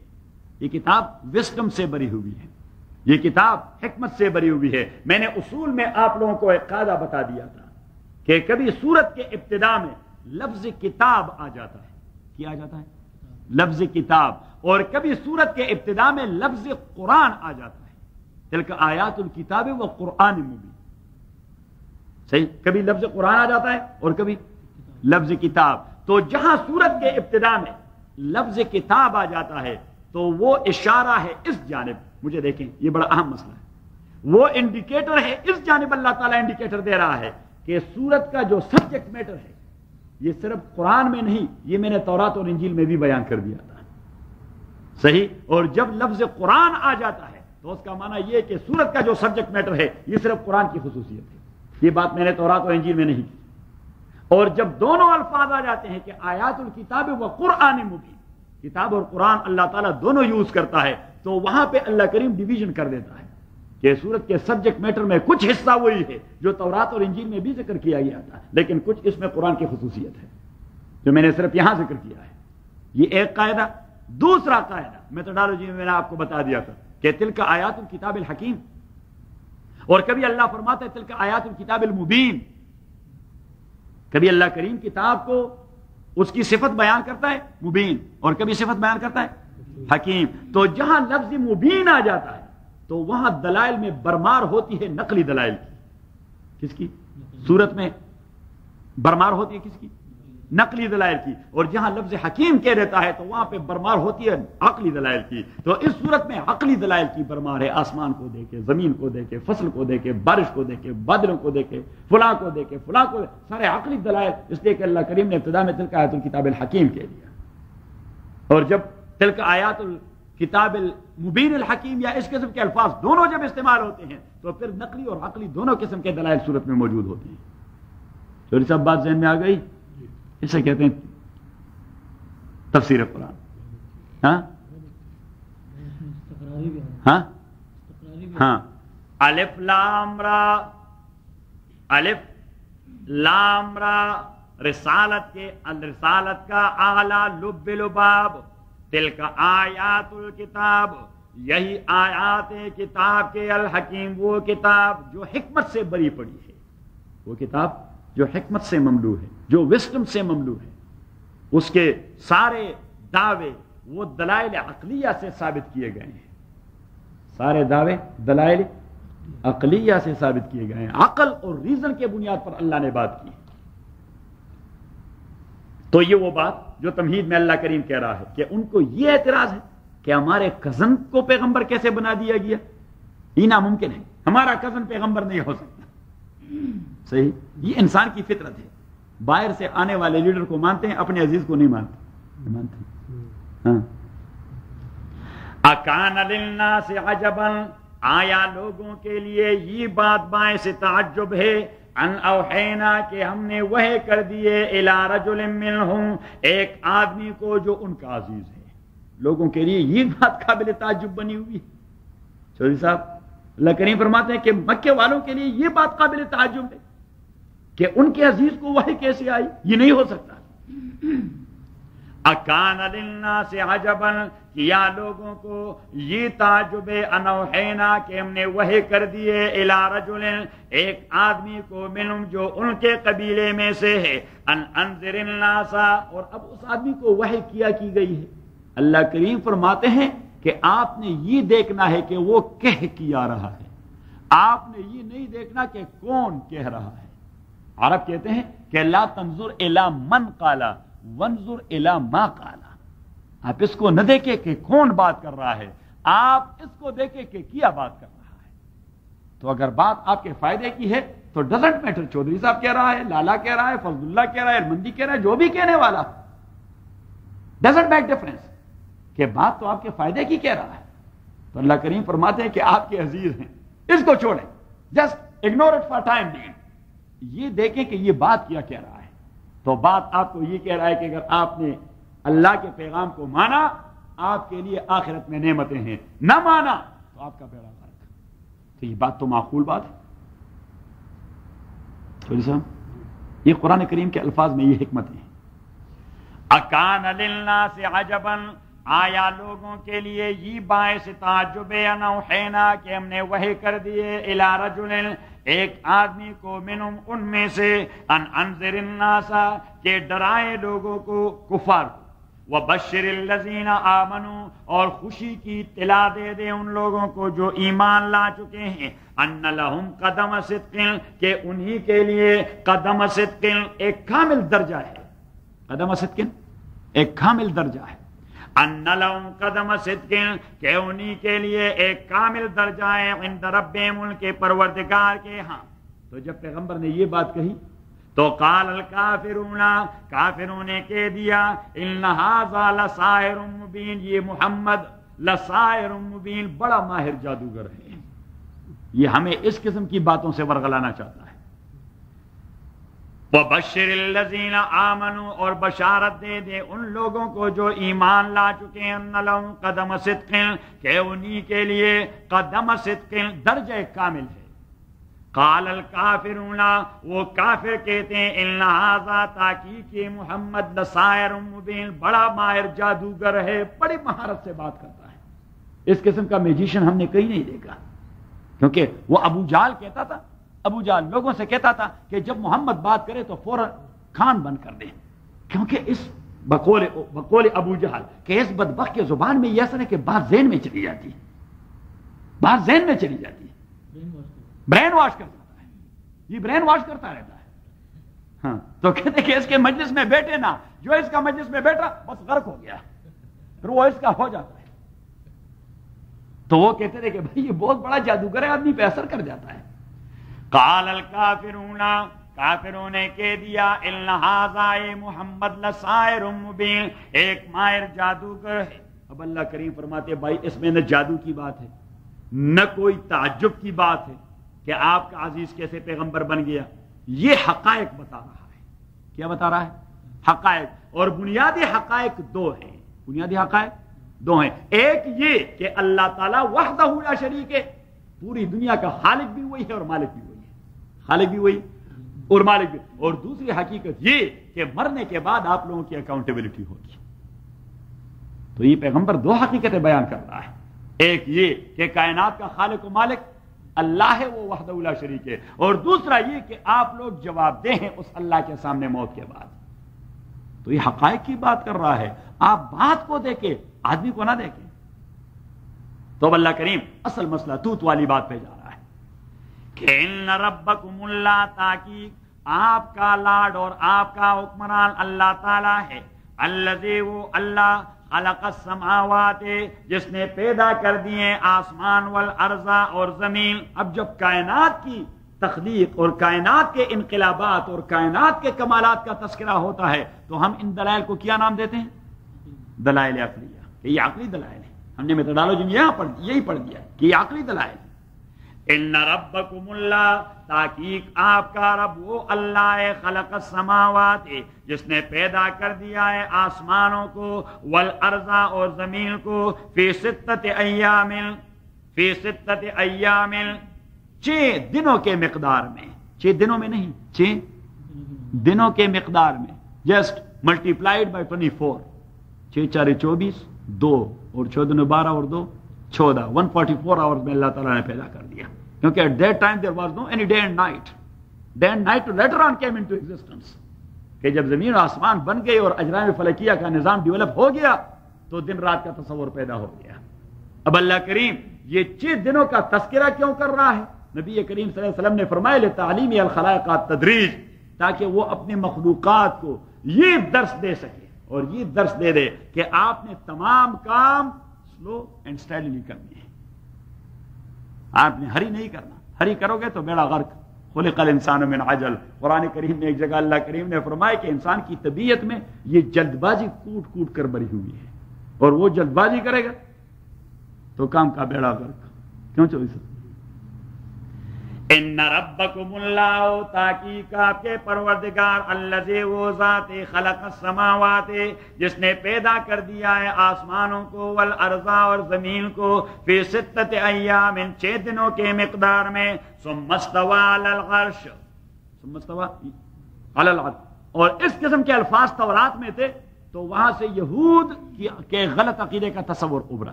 وہ کہتے ہیں کہ اللہ کریم ہماری جیسی باڈی رکھتا ہے. اللہ کریم ہماری جیسی باڈی رکھتا ہے، کیونکہ کام سے فارغ ہو کر پھر وہ اپنی کرسی پر آرام کرنے کے لیے بیٹھ گئے. صحیح، وہ اپنے کشن پر بیٹھ گئے آرام کرنے کے لیے. صحیح، حالانکہ یہ محاورہ ہے، یہ محاورہ وہاں بھی استعمال ہو گیا تورات میں، اور یہاں بھی ثم استوی علی العرش. پھر اس نے اپنی حکومت کو مستحکم کر دیا. ثم استوی علی العرش کا یہ معنی نہیں کہ پھر وہ کرسی پر بیٹھ گیا، مینس کہ اس نے اپنی حکومت کو مستحکم کر دیا، ایک اسٹیبلش نظام ڈیولپ کر دیا، ایک اسٹیبلشڈ اور مستحکم نظام ڈیولپ کر کے حکومت کو استحکام دے دیا. ثم استوی علی العرش، اور پھر اللہ کریم استوی علی العرش، اللہ کریم نے ایک اپنا نظام حکومت اسٹیبلش کر دیا. دن کے جو اسپین ہے 24 آورز، یہ کہاں سے کلیئر ہوتی ہے جی؟ کیونکہ اللہ تعالیٰ تو کئی دنوں کو 1000 سال کا ایک دن ملتا ہے، کبھی کوئی مقدار ہے کبھی کوئی مقدار ہے. یہ حدیث سے کلیئر ہوتی ہے. ثم استوی علی العرش، اور پھر اللہ کریم نے ایک نظام اسٹیبلش کر دیا. یدبر الامر، اللہ کریم سارے امور کا تدبیر کرتا ہے. یدبر الامر، تدبیر کرتا ہے اللہ تعالی امر کا. اب ایک ہے تدبیر اور ایک ہے نظام حکومت. دونوں کے لیے اللہ کریم نے امر کا لفظ استعمال کر دیا. کس کا لفظ؟ امر کا لفظ استعمال کر دیا. تو اللہ کریم فرماتے کہ کائنات کے تکوینی نظام کا خالق و مالک بھی اللہ تعالیٰ، اور تشریعی نظام کا خالق و مالک بھی اللہ تعالیٰ. تکوینی نظام کا خالق و مالک اللہ، اور تشریعی نظام کا خالق و مالک اللہ. لیکن تکوینی نظام میں اللہ تعالیٰ نے کسی کو اختیار نہیں دیا.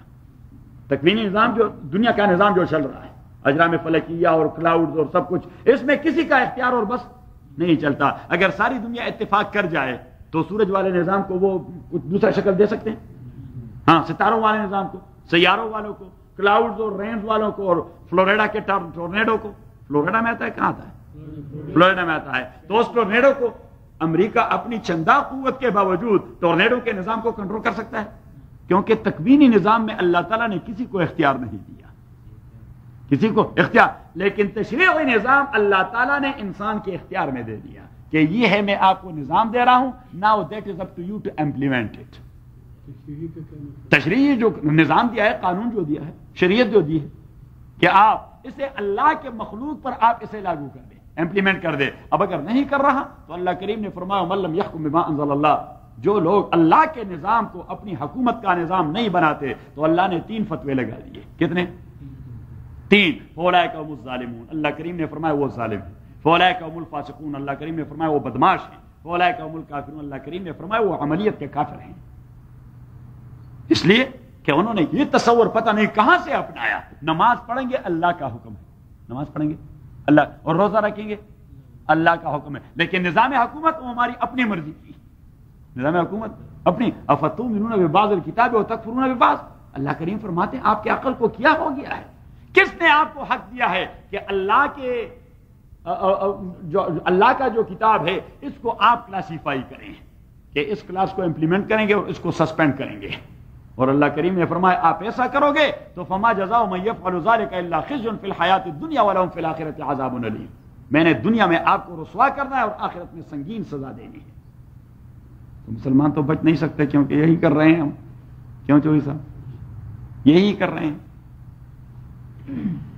ان ربکم اللہ، تحقیق آپ کا پروردگار اللہ، اللہ تعالیٰ ہے۔ اب رب کا لفظ اللہ نے استعمال کر دیا، اور رب کے میں نے 3 مفاہیم آپ سے کہہ دیے تھے سورہ فاتحہ کے اندر جب آپ اکیلے تھے۔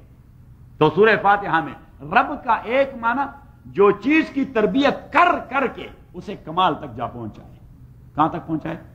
کمال تک، کمال تک جا پہنچائے، یہ ایک۔ دوسرا، رب اسی کا معنی ہے اونر، کیا؟ اونر اور ماسٹر، کسی چیز کا مالک۔ اور تیسرا، رب اس حکمران کو کہتے ہیں جو مسلمہ قوانین کو مد نظر رکھتے ہوئے نظام چلاتا ہو۔ تو اللہ کریم فرماتے ہیں کہ میں نے اپنے لیے نیچرل لا متعین کر دی۔ کیسے قوانین؟ فطری اور اللہ کریم فرماتے ہیں وَلَن تَجِدَ لِسُنَّتِ اللَّهِ تَبْدِيلًا، میں فطری قوانین کی کبھی مخالفت نہیں کرتا، میں اپنی فطری قوانین کی مخالفت نہیں کرتا۔ جو قانون میں نے اپنے لیے بنایا ہے میں اس قانون کو فالو کر رہا ہوں، حالانکہ I have all the right even to violate it۔ اللہ کریم تو حق رکھتا ہے کہ اپنے قانون کو اس طرح پھینک دے اور کسی دوسروں کو لے آئے، لیکن اللہ کریم فرماتی ہے میں کرتا نہیں، اس لیے اپنا صفت بیان فرمایا کیا رب، کیا فرمایا؟ رب۔ اور یہ جو شرک ہوتا ہے یہ بھی اللہ کریم کے ساتھ ان 3 حوالوں سے ہوتا ہے، تربیت کے حوالے سے ایک، نمبر 2 ماسٹر ہونے کے حوالے سے، اور نمبر 3 نظام کے حوالے سے۔ نظام، شیخ مرحوم فرمایا کرتے تھے کہ عربی زبان میں 2 لفظ ہیں جن کا ساؤنڈ ایک جیسا ہے، جن کا ساؤنڈ ایک جیسا ہے اور ان کے تقاضے بھی ایک جیسے ہیں۔ تو ہم فوراً الرٹ ہو گئے کہ بھائی کون سے 2 الفاظ ہیں؟ تو اس نے کہا ایک ہے رب اور ایک ہے اب۔ رب اور دوسرا اب کا معنی باپ۔ اردو میں نہیں کہتا بھائی، میں عربی میں بات کر رہا ہوں، لالا کہتا ہے کہ ابھی۔ ایک ہے رب اور دوسرا ہے اب۔ اب کا معنی ہے باپ۔ تو حضرت شیخ مرحوم نے فرمایا کہ رب اور اب ساؤنڈ ایک جیسا ہے، ساؤنڈ ایک جیسا ہے۔ تو فرمایا کہ رب میں اشتراک ناممکن ہے جس طرح اب میں اشتراک ناممکن ہے۔ اشتراک ان اے سینس کہ ایک آدمی کے 2 اب نہیں ہو سکتے، ایک آدمی کے 2 باپ نہیں ہو سکتے، بس آدمی کا باپ ایک ہی ہوگا، آدمی کا باپ، تو آدمی کا رب بھی ایک ہی ہوگا۔ بات ذہن میں آ گئی؟ ان ربکم اللہ، تحقیق آپ کا لاڈ اور آپ کا رب اللہ تعالیٰ ہے، الذی وہ اللہ خلق السماوات، جس نے آسمانوں کو پیدا فرمایا، والارض اور زمین کو، فی 6 ایام 6 دنوں کے مقدار میں، ثم استوى علی العرش، اور پھر بظاہر الفاظ کا معنی ہے پھر براجماع ہو گیا اپنی کرسی پر۔ تبھی تو یہود کو غلط فہمی ہو گئی، لیکن یہ محاورہ ہے، بھائی فلاں کرسی پر براجماع ہو گیا، means he has been given the rule and the kingship، کہ فلاں کو حکومت دے دی گئی۔ تو ثم استوى علی العرش، اللہ کریم نے اپنے نظام کو اسٹیبلش کر دیا۔ ثم استوى علی العرش یدبر الامر، اللہ کریم سارے امور کا تدبیر کرتا ہے۔ مدبر کون ہے؟ اللہ تعالیٰ۔ مدبر کون ہے؟ اللہ۔ خالق کون ہے کائنات کا؟ اللہ۔ تو مدبر کون ہے؟ اللہ تعالیٰ۔ حاکم کون ہوگا؟ اللہ تعالیٰ۔ آپ ذرا سورہ اعراف پہ واپس چلے جائیں، 7واں پارہ،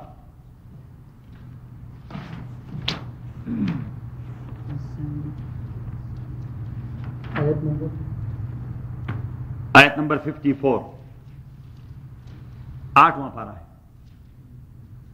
نکال لیا؟ جو صاحب نے نکال لیا؟ ان ربکم اللہ الذی خلق السماوات والارض، دیکھ لیا؟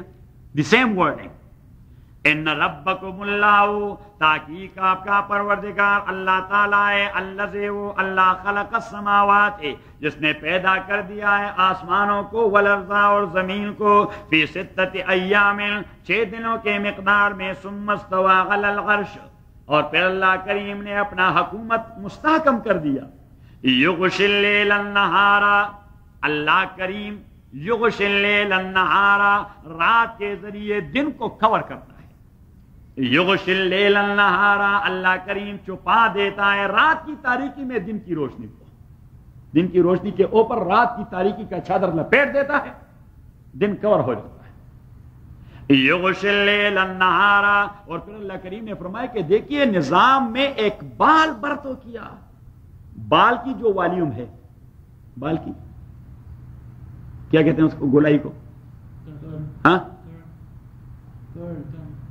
کڑ کہتے ہیں اردو میں، کڑ کہتے ہیں، ہاں گولائی کسی چیز کی گولائی، سر کا نہیں، اردو میں کیا کہتے ہیں، چلو گولائی ہی کہتے ہیں، گولائی ہی کہتے ہیں، یعنی مثلا ہاں اچھا اب دیکھیے یہ ہے بال، ایک تو ہے اس کی لمبائی کی میئرمنٹ بڑی آسان ہے، لیکن اس کی جو گولائی تھکنس جو ہے، موٹائی، تو یہ موٹائی بڑی محدود قسم کی ہے، تو اللہ کریم کے نظام میں بال کی جو موٹائی اور گولائی ہے یہ تو بہت زیادہ چیز ہے، اس کو آپ ان ملین یا بلینز تقسیم کر دیں، اللہ کریم فرماتے ہیں نظام میں اتنا فرق بھی آپ کو معلوم نہیں ہوگا، کہیں آپ نے محسوس کیا کہ دن اور رات کے درمیان کوئی تیسری چیز آ گئی ہو، بس دن چلا جاتا ہے تو کیا پہنچ جاتا ہے رات، اور رات چلی جاتی ہے تو دن، تو اللہ کریم نے فرمایا یطلبو حسیسا، دیکھیے کیسے تسلسل سے یہ دن رات ایک دوسرے کے پیچھے آ جاتے ہیں، ہاں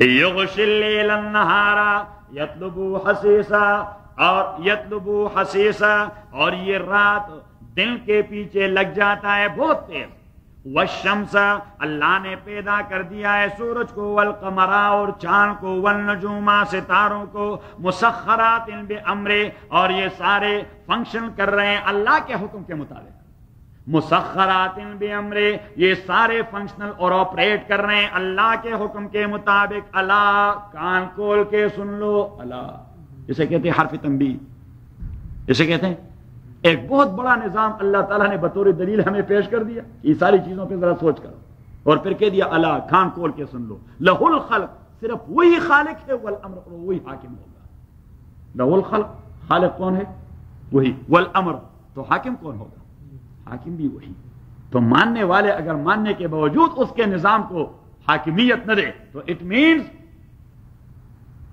کہ ہم کیا کر رہے ہیں، بغاوت کر رہے ہیں، وی آر ریبیلس، اور باغی کی سزا تو آپ کو معلوم ہے، ایگزیکیوشن، ہی وڈ بی ایگزیکیوٹڈ، اس کو ایگزیکیوٹ کیا جائے گا، اللہ خبردار، لہ الخلق، اسی اللہ کے لیے خالقیت کی صفت، والامر، اور حاکمیت کی صفت، تبارک اللہ، برکتیں بھی اللہ تعالیٰ دیتا ہے، اور انسان برکت 3 چیزوں میں مانگا کرتا ہے، کتنی چیزوں میں، 3 میں، حال میں، مال میں اور عیال میں، ہر انسان چاہتا ہے کہ میرے حال میں برکت آ جائے، حال میں برکت آ جائے، میں امریکہ کا صدر بن جاؤں، یہ حال کی برکت ہے، صحیح ہے، میں کوئی کسی ادارے کا جنرل مینیجر بن جاؤں، حال میں برکت، مال میں برکت، جس طرح لالا اور چوری صاحب کے مال میں برکت ہے، ملینز ہیں ان کے پاس، دونوں کے پاس، تو مال میں برکت، اور عیال میں برکت، کہ میری اولاد ایسی ہو جو اوبیڈینٹ ہو، اولاد ایسی ہو جو اوبیڈینٹ ہو، تو اللہ کریم فرماتے ہیں یہ برکتیں ڈالنا بھی اللہ کا کام ہے، تبارک اللہ رب العالمین، برکتیں دینے والا صرف اللہ تعالیٰ ہے جو سارے کائنات کا مالک ہے، تو اب یعنی ان دی سیم کانٹیکسٹ اللہ تعالیٰ نے آج کے سبق میں کہہ دیا کہ ان ربکم اللہ، دیکھیے واپس جائیں اپنے سبق میں، ان ربکم اللہ الذی خلق السماوات والارض فی 6 ایام ثم استوى علی العرش یدبر الامر، اللہ کریم معاملے کی تدبیر کرتا ہے، یدبر الامر، اب تدبیر کا معنی کیا ہے، حضرت شاہ صاحب رحمۃ اللہ علیہ نے اللہ کی 4 صفات کا تذکرہ کر دیا ہے، کتنے کا، 3 صفات کا تذکرہ کر دیا ہے، ابداع، خلق اور تدبیر، ابداع کہ اللہ تعالیٰ بدیع ہے، اور خلق اللہ خالق ہے، اور تدبیر اللہ مدبر ہے۔ ابداع کا معنی کیا ہے؟ بدیع کا معنی کہ اللہ کریم نے بہت ساری چیزوں کو بغیر کسی میٹیریل کے پیدا کر دیا۔ اللہ نے آسمان کو پیدا کیا، زمین کو پیدا کیا، کس چیز سے؟ ہاں، کس چیز سے؟ کوئی میٹیریل پہلے سے نہیں تھی۔ تبھی اللہ کریم نے فرمایا بدیع السماوات والارض، میں وہ ذات ہوں جو میٹیریل کے بغیر چیزوں کو پیدا کر دیتا ہے۔ اس نے آسمان اور زمین کو بغیر میٹیریل کے پیدا کر دیا۔ تو اعلیٰ پہ سڑن جو لوگ عقلیت پسند ہیں، کیا ہے؟ عقلیت پسند ہیں اور عقل کے بندے ہیں، تو انہوں نے کہا اچھا کوئی میٹیریل نہیں تھے اور اللہ کریم نے کیسے پیدا کیا؟ یہ کیا خدشہ پیدا ہو گیا؟ تو اللہ کریم نے جواب دیا اذا قضا امرن، یہ میٹیریل کا مسئلہ انسانوں کا ہے۔ اذا قضا امرن، اللہ کا مسئلہ ہے کہ جب وہ فیصلہ کر جائے تو اسی کی ساری میٹیریل یہ فانما یقول له کن فیکون، کہ وہ تو اسے کہہ دیتا ہے کہ ہو جا، بس وہ ہو جاتا ہے، اس کے لیے کسی میٹیریل کی ضرورت نہیں ہوتی۔ تو اللہ کی ایک صفت یہ، دوسری صفت ہے خالقیت کی۔ کس چیز کی؟ خالق۔ تو خالقیت کا معنی ہے کہ اللہ چیزیں پیدا کرتا ہے میٹیریل سے۔ کس سے؟ میٹیریل سے۔ جس طرح فرمایا خلق الانسان من صلصال کالفخار، میں نے انسان کے سٹرکچر کو مٹی سے پیدا کر دیا۔ انسانی سٹرکچر کو کس چیز سے؟ مٹی سے پیدا۔ آسمان و زمین کو پیدا کر دیا، اللہ تعالیٰ بدیع ہے، میٹیریل کے بغیر پیدا کر دیا۔ انسان کو پیدا کر دیا مٹی سے، اللہ تعالیٰ خالق ہے۔ اور تیسری صفت ہے تدبیر۔ تیسری صفت ہے تدبیر، کہ ہر ایک چیز میں اللہ تعالیٰ نے ایک صفت اور ٹیلنٹ پیدا کر دی، ایک استعداد پیدا کر دیا۔ مثلا جب آپ کو پیاس لگ جائے تو پانی کے اندر اللہ نے یہ ٹیلنٹ پیدا کر دیا کہ آپ ایک گلاس پی جائیں گے تو آپ کی ڈی ہائیڈریشن یا پیاس ختم ہو جائے گی۔ ڈی ہائیڈریشن یا پیاس آپ کی ختم۔ اب یہ پانی میں یہ صفت اللہ، اسے کہتے ہیں تدبیر۔ اسے کہتے ہیں اسے تدبیر۔ تدبیر کا معنی ہے کسی چیز پر اس کا تخلیقی نتیجہ مرتب ہونا۔ صحیح، آپ کو بھوک لگ گئی اور آپ نے ایک روٹی گندم کی کھائی، اٹ مینس کہ آپ کا بھوک ختم ہو گیا۔ اب روٹی میں سیر کرانے کی یہ صفت، یہ اللہ، اسے کہتے ہیں تدبیر۔ اسے کہتے ہیں کیا؟ تدبیر۔ آپ کو کاٹنے کی ضرورت ہے، کسی چیز کے کاٹنے کی، تو لوہے کے اندر اللہ تعالیٰ نے کاٹنے کی صفت پیدا کر دی، اسے کہتے ہیں اللہ کی تدبیر۔ لوہا کاٹتا ہے چیز کو، کیوں؟ اللہ کی تدبیر سے۔ لوہا کاٹتا ہے چیز کو، کیوں؟ اللہ کی تدبیر سے۔ اب معمول کے مطابق معاملات تدبیر پر ہوا کرتے ہیں۔ معمول کے مطابق معاملات وہ تدبیر کے اساس پہ ہوا کرتے ہیں، لیکن کبھی کبھار اللہ کریم کچھ اپنے قدرتوں کا اظہار کر جاتا ہے۔ ایک قدرت کو کہتے ہیں بسط، دوسرے کو کہتے ہیں قبض، تیسرے کو کہتے ہیں احالہ، اور چوتھے کو کہتے ہیں الہام۔ بسط کا معنی یہ ہے چیز توڑی لیکن بہت بڑے نتیجے کا ذریعہ بن جائے، اور قبض کا معنی ہے چیز بڑی لیکن تھوڑا سا کام بھی اس سے نہ ہو، تھوڑا۔ اور تیسرا ہے احالہ، کہ مثلا لوہا وہ کاٹنے کے لیے پیدا کر دیا لیکن آپ نے لوہا اٹھا دیا اور وہ نہیں کٹوا رہا۔ ابراہیم کے ہاتھ میں چھرا تھا، بہت تیز چھرا، لیکن وہ اسماعیل کے گلے کو نہیں کاٹ رہا تھا، کیونکہ اللہ کریم نے اس کی ماہیت میں تصرف کر دیا تھا۔ لوہے سے کاٹنے والی صفت اللہ کریم نے سنیچ کر دی تھی، وڈرا کر دیا۔ اور چوتھی چیز ہے الہام، کہ اللہ کریم انسان کے ذہن میں قبل از وقت کسی خیر کا القاء کر دیتا ہے۔ الحمدللہ رب العالمین والصلاۃ والسلام علی رسول محمد وعلى اصحابہ اجمعین۔ اللهم ربنا ارحمنا بالقرآن العظیم، اللهم ذکرنا من القرآن ما نسینا وعلمنا منه ما جهلنا واتقنا تلاوته وانا الليل وانا النهار فالله خير حافظا۔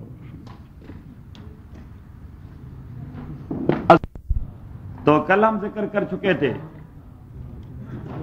کہ اس سورت کے موضوعات تین ہیں۔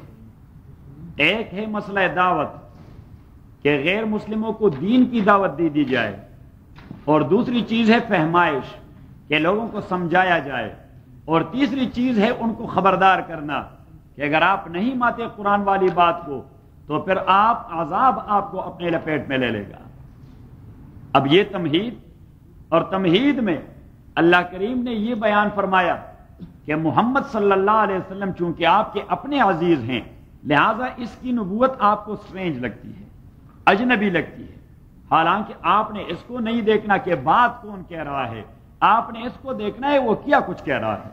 تو آپ کو حقائق بتلا رہا ہے، اور دو حقائق بنیادی، ایک ہے مسئلہ توحید اور دوسرا ہے بعث بعد الموت۔ مسئلہ توحید اور بعث بعد الموت۔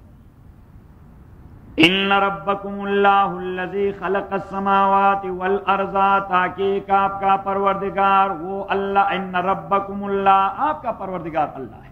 اب یہ ہو گیا دعویٰ، یہ ہو گیا دعویٰ. اور ہم نے اصول میں کہہ دیا تھا کہ ہر دعویٰ کو اللہ تعالیٰ آرگیو کرتا ہے دلائل کے اساس پر. تو اب اس کے بعد، اور چونکہ اس سورت کے ابتدا میں تلک آیات الکتاب الحکیم لفظ آیا ہے، تو بہت سارے دلائل اس میں عقلی دلائل اس میں لفظ حکیم کی وجہ سے عقلی دلائل ہیں. تو یہ عقلی دلائل ہیں، کائنات کو پیش کر رہا ہے.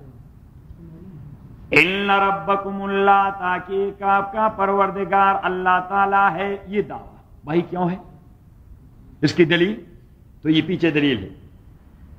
الذی خلق السماوات، وہ اللہ جس نے پیدا کر دیا ہے آسمانوں کو، والارض زمین کو، فی ستۃ ایام، 6 دنوں کے مقدار میں، 6 دنوں میں نہیں، فی ستۃ ایام، 6 دنوں کے مقدار میں، اس لیے کہ وہاں پہ کوئی دن رات کا تصور تھا نہیں. یہ تصور تو نظام کائنات سے پیدا ہو گیا. فی ستۃ ایام، 6 دنوں کے مقدار میں، ثم استوى علی العرش، اور پھر اللہ کریم نے حکومت کو اسٹیبلش کر دیا. اس لیے کہ اللہ کی کوئی میٹیریل باڈی نہیں ہماری جیسا فزیکل سٹرکچر کہ پھر وہ کرسی میں آرام کرنے لگا، جس طرح کہ یہود کا مذہب ہے یا امت میں ایک گمراہ فرقہ ہے، انہیں کہتے ہیں مجسمہ، جو اللہ کریم کے لیے میٹیریل باڈی ثابت کرتے ہیں. میٹیریل باڈی کہ پھر اللہ کریم نے کشن پر آرام کے لیے استراحت فرمائی. نہیں، ثم استوى، یہ محاورہ ہے عربوں کا. ثم استوى علی العرش، اس کی حکومت مستحکم ہو گئی. ثم استوى علی العرش، اور اللہ کا نظام، اللہ کی نظام حکومت مستحکم ہو گئی. یدبر الامر، اللہ کریم تدبیر فرماتا ہے امر کا. یدبر الامر، اللہ کریم تدبیر فرماتا ہے امر کا. تو اللہ کے 3 صفات، ایک ابداع، دوسری خلق، اور تیسری تدبیر. ابداع کا معنی کہ اللہ کریم نے بہت ساری چیزوں کو بغیر کسی سابقہ میٹیریل کے پیدا فرمایا. خلق شیء لا من شیء، چیز کا پیدا کرنا بغیر کسی چیز کے. تو اللہ کریم نے زمین و آسمان کو بغیر کسی پری میٹیریل کے پیدا فرمایا بدیع السماوات والارض. اللہ کریم بغیر میٹیریل کے آسمانوں کو اور زمین کو پیدا کرنے والا ہے. تو خدشہ آ گیا کہ اتنی بڑی چیز، اتنی بڑی مخلوق کسی میٹیریل کے بغیر. تو اللہ کریم نے فرمایا ذا قضا امرا فانما یقول له کن فیکون.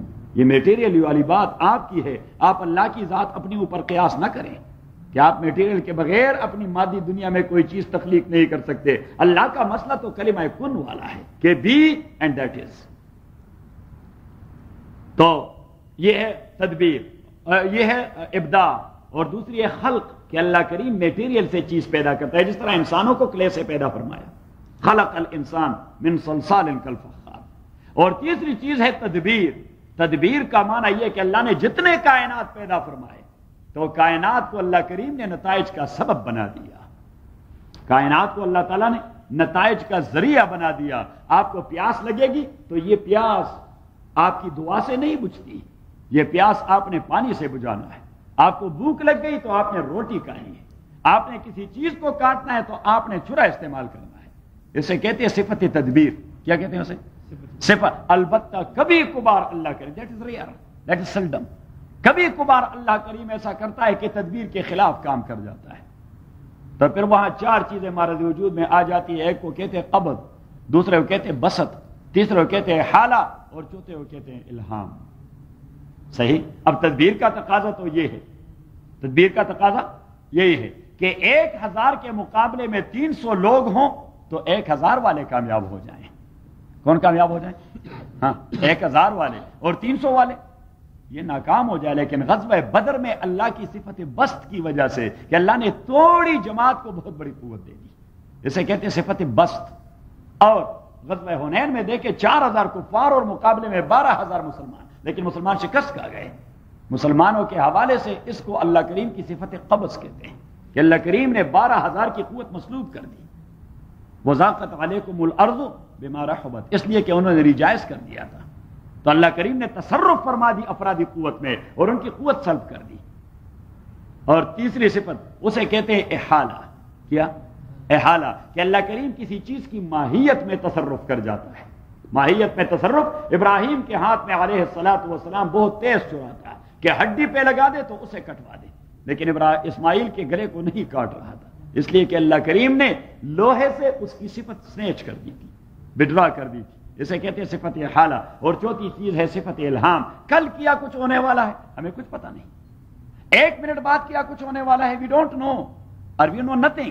بٹ سم ٹائم اللہ کریم مسلمان کے دل میں القاء خیر کر جاتا ہے, مستقبل کے متعلق کوئی خیر کی القاء کر جاتا ہے, اسے کہتے ہیں صفت الہام.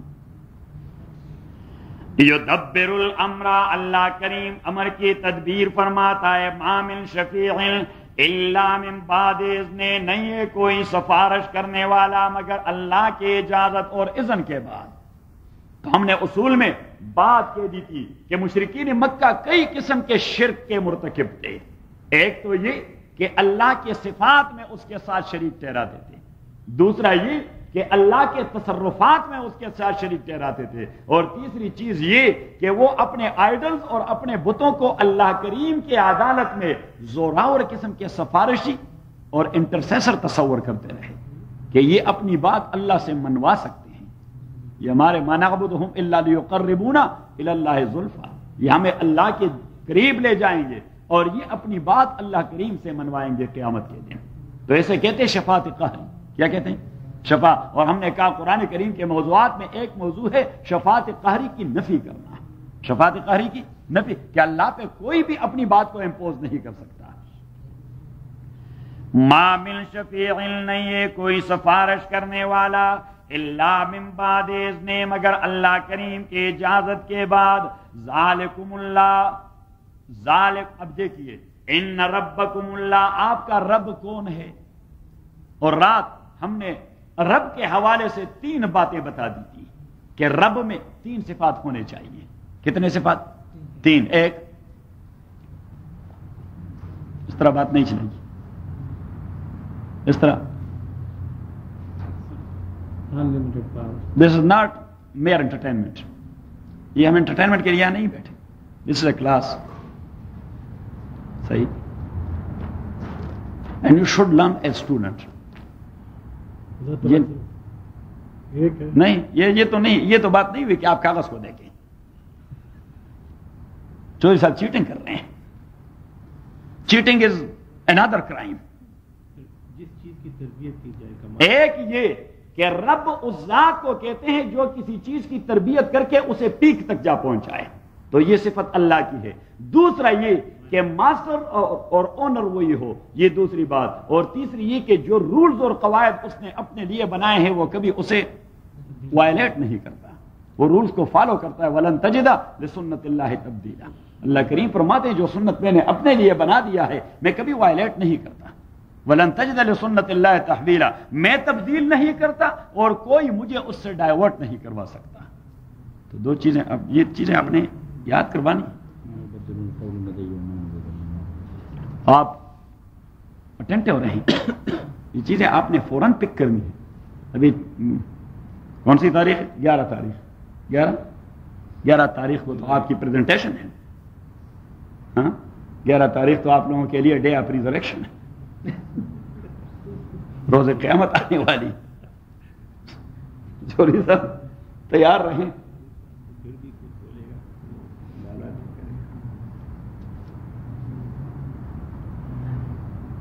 ما من شفیع الا من بعد اذن, تو ایک بات کہ رب آپ کا اللہ تعالیٰ ہے, اور اس کی دلیل یہ ہے کہ وہ سماوات اور ارض کا خالق ہے. اور دوسرا یہ کہ وہی اللہ تعالیٰ امور کا مدبر ہے, دوسری بات. اور تیسری یہ کہ کوئی اس پر اپنی بات امپوز نہیں کر سکتا. یہ 3 چیزیں. تصرفات میں اس کے ساتھ کوئی شریک نہیں, ایک بات. نظام میں اس کے ساتھ کوئی شریک نہیں, سسٹم میں اور حکومت میں اس کے ساتھ کوئی شریک نہیں. جس طرح عبادت میں اللہ کے ساتھ شریک ٹھہرانا شرک ہے, تو اللہ کے نظام کو بالائے بام رکھ کر انسان کے بنائے ہوئے نظام کو بطور سسٹم امپلیمنٹ کرنا, اسے کہتے ہیں شرک فی الحکومہ. کیا کہتے ہیں؟ ہم نے رات بات کی تھی کہ اللہ کریم 2 قسم کے نظام رکھتا ہے, ایک کو کہتے ہیں نظام تکوین اور دوسرے کو کہتے ہیں نظام تشریع. ایک کو کہتے ہیں نظام تکوین اور دوسرے کو کہتے ہیں نظام تشریع. نظام تکوین میں اللہ کریم نے کسی کو اختیار نہیں دیا, اسی میں اللہ کریم کے ساتھ کوئی شریک نہیں. نظام تکوین یہ جو کائنات کا نظام چل رہا ہے, کلاؤڈز آ رہے ہیں, اوشن بہ رہے ہیں, سارا ڈیولپ ہو رہے ہیں، فلاں چیز ہو رہا ہے، فلاں چیز ہو رہا ہے، فلاں چیز، سورج نکل رہا ہے، چاند نکل رہی ہے، ستارے گردش کر رہے ہیں. اس نظام میں اللہ کریم نے کسی کو کوئی اختیار نہیں دیا کہ اسے چینج کر دے. لیکن نظام تشریع، اللہ نے جو نظام بھجوا دیا ہے یہ قرآن کریم، جو نظام بھجوا، اسے کہتے ہیں نظام تشریع، یہ بھی اللہ کا نظام ہے. But that may be implemented by the human being and by the Muslim. اسے امپلیمنٹ کرنے کا کیا ذمہ دار کون ہے؟ تو اللہ کریم نے انسانوں کے آپشن پہ چھوڑ دیا ہے کہ آپ امپلیمنٹ کریں گے یو وڈ گیٹ ریوارڈ، اور نہیں کریں گے یو وڈ بی پنشڈ. پھر میں آپ سے پوچھوں گا، تو اب تین باتیں ہوئی کہ تصرفات اللہ کے، تصرفات اللہ کے، تدبیر اللہ کی صفت، تدبیر اللہ کی، اور تیسری چیز کہ اللہ پر کوئی امپوز کرنے والا نہیں. تو اللہ کریم نے فرمایا یہ تین عقائد اپنائیں، ذالکم اللہ، یہی تین عقائد جہاں موجود ہو اسے اللہ کہتے ہیں. ذالکم اللہ، یہ تین چیزیں جہاں موجود ہو تو اس کو کیا کہتے ہیں؟ ایک یہ کہ تصرفات صرف وہی کر سکتا ہے، تدبیر وہی کر سکتا ہے، اور تیسری چیز کو کوئی اس سے بات نہیں منوا سکتا. اللہ نہ چاہے تو کوئی اس سے بات نہیں منوا. یہ تین چیزیں ہوں تو اس ذات کو کیا کہتے ہیں؟ بس یہ تین صفات جس ذات میں موجود ہو اس کو کیا کہتے ہیں؟ اللہ کہتے ہیں. کہ ذالکم اللہ، یہی اللہ ہے. ذالکم اللہ، یہی اللہ ہے، ربکم، آپ کا رب، فاعبدوہ، اس اللہ کی بندگی کرتے رہیو. افلا تذکرون، کیا آپ لوگ، افلا تذکرون، کیا آپ لوگ اپنے سینس کو استعمال نہیں کرتے؟ افلا تذکرون، کیا آپ لوگ اس ایڈوائس کو نہیں لیتے؟ لے مرجعکم، اب یہ ہو گیا مسئلہ توحید کا. سورہ یونس کے موضوعات میں ہم نے بات کہہ دی کہ وہ حقائق بتا رہا ہے. آپ کو یہ بات کیوں اجنبی معلوم ہو رہی کہ محمد ہمارے کزن ہیں، یہ کیسے پیغمبر ہو سکتے ہیں؟ اللہ کریم نے فرمایا اس کو نہ دیکھے کون بات کر رہا ہے، اس کو دیکھے کیا کچھ کہہ رہا ہے. لا تنظر الی من قال وانظر الی، لا تنظر الی من قال وانظر الی ما قال. عرب کہتے ہیں یہ نہ دیکھے کون کہہ رہا ہے، یہ دیکھے کیا کہہ رہا ہے.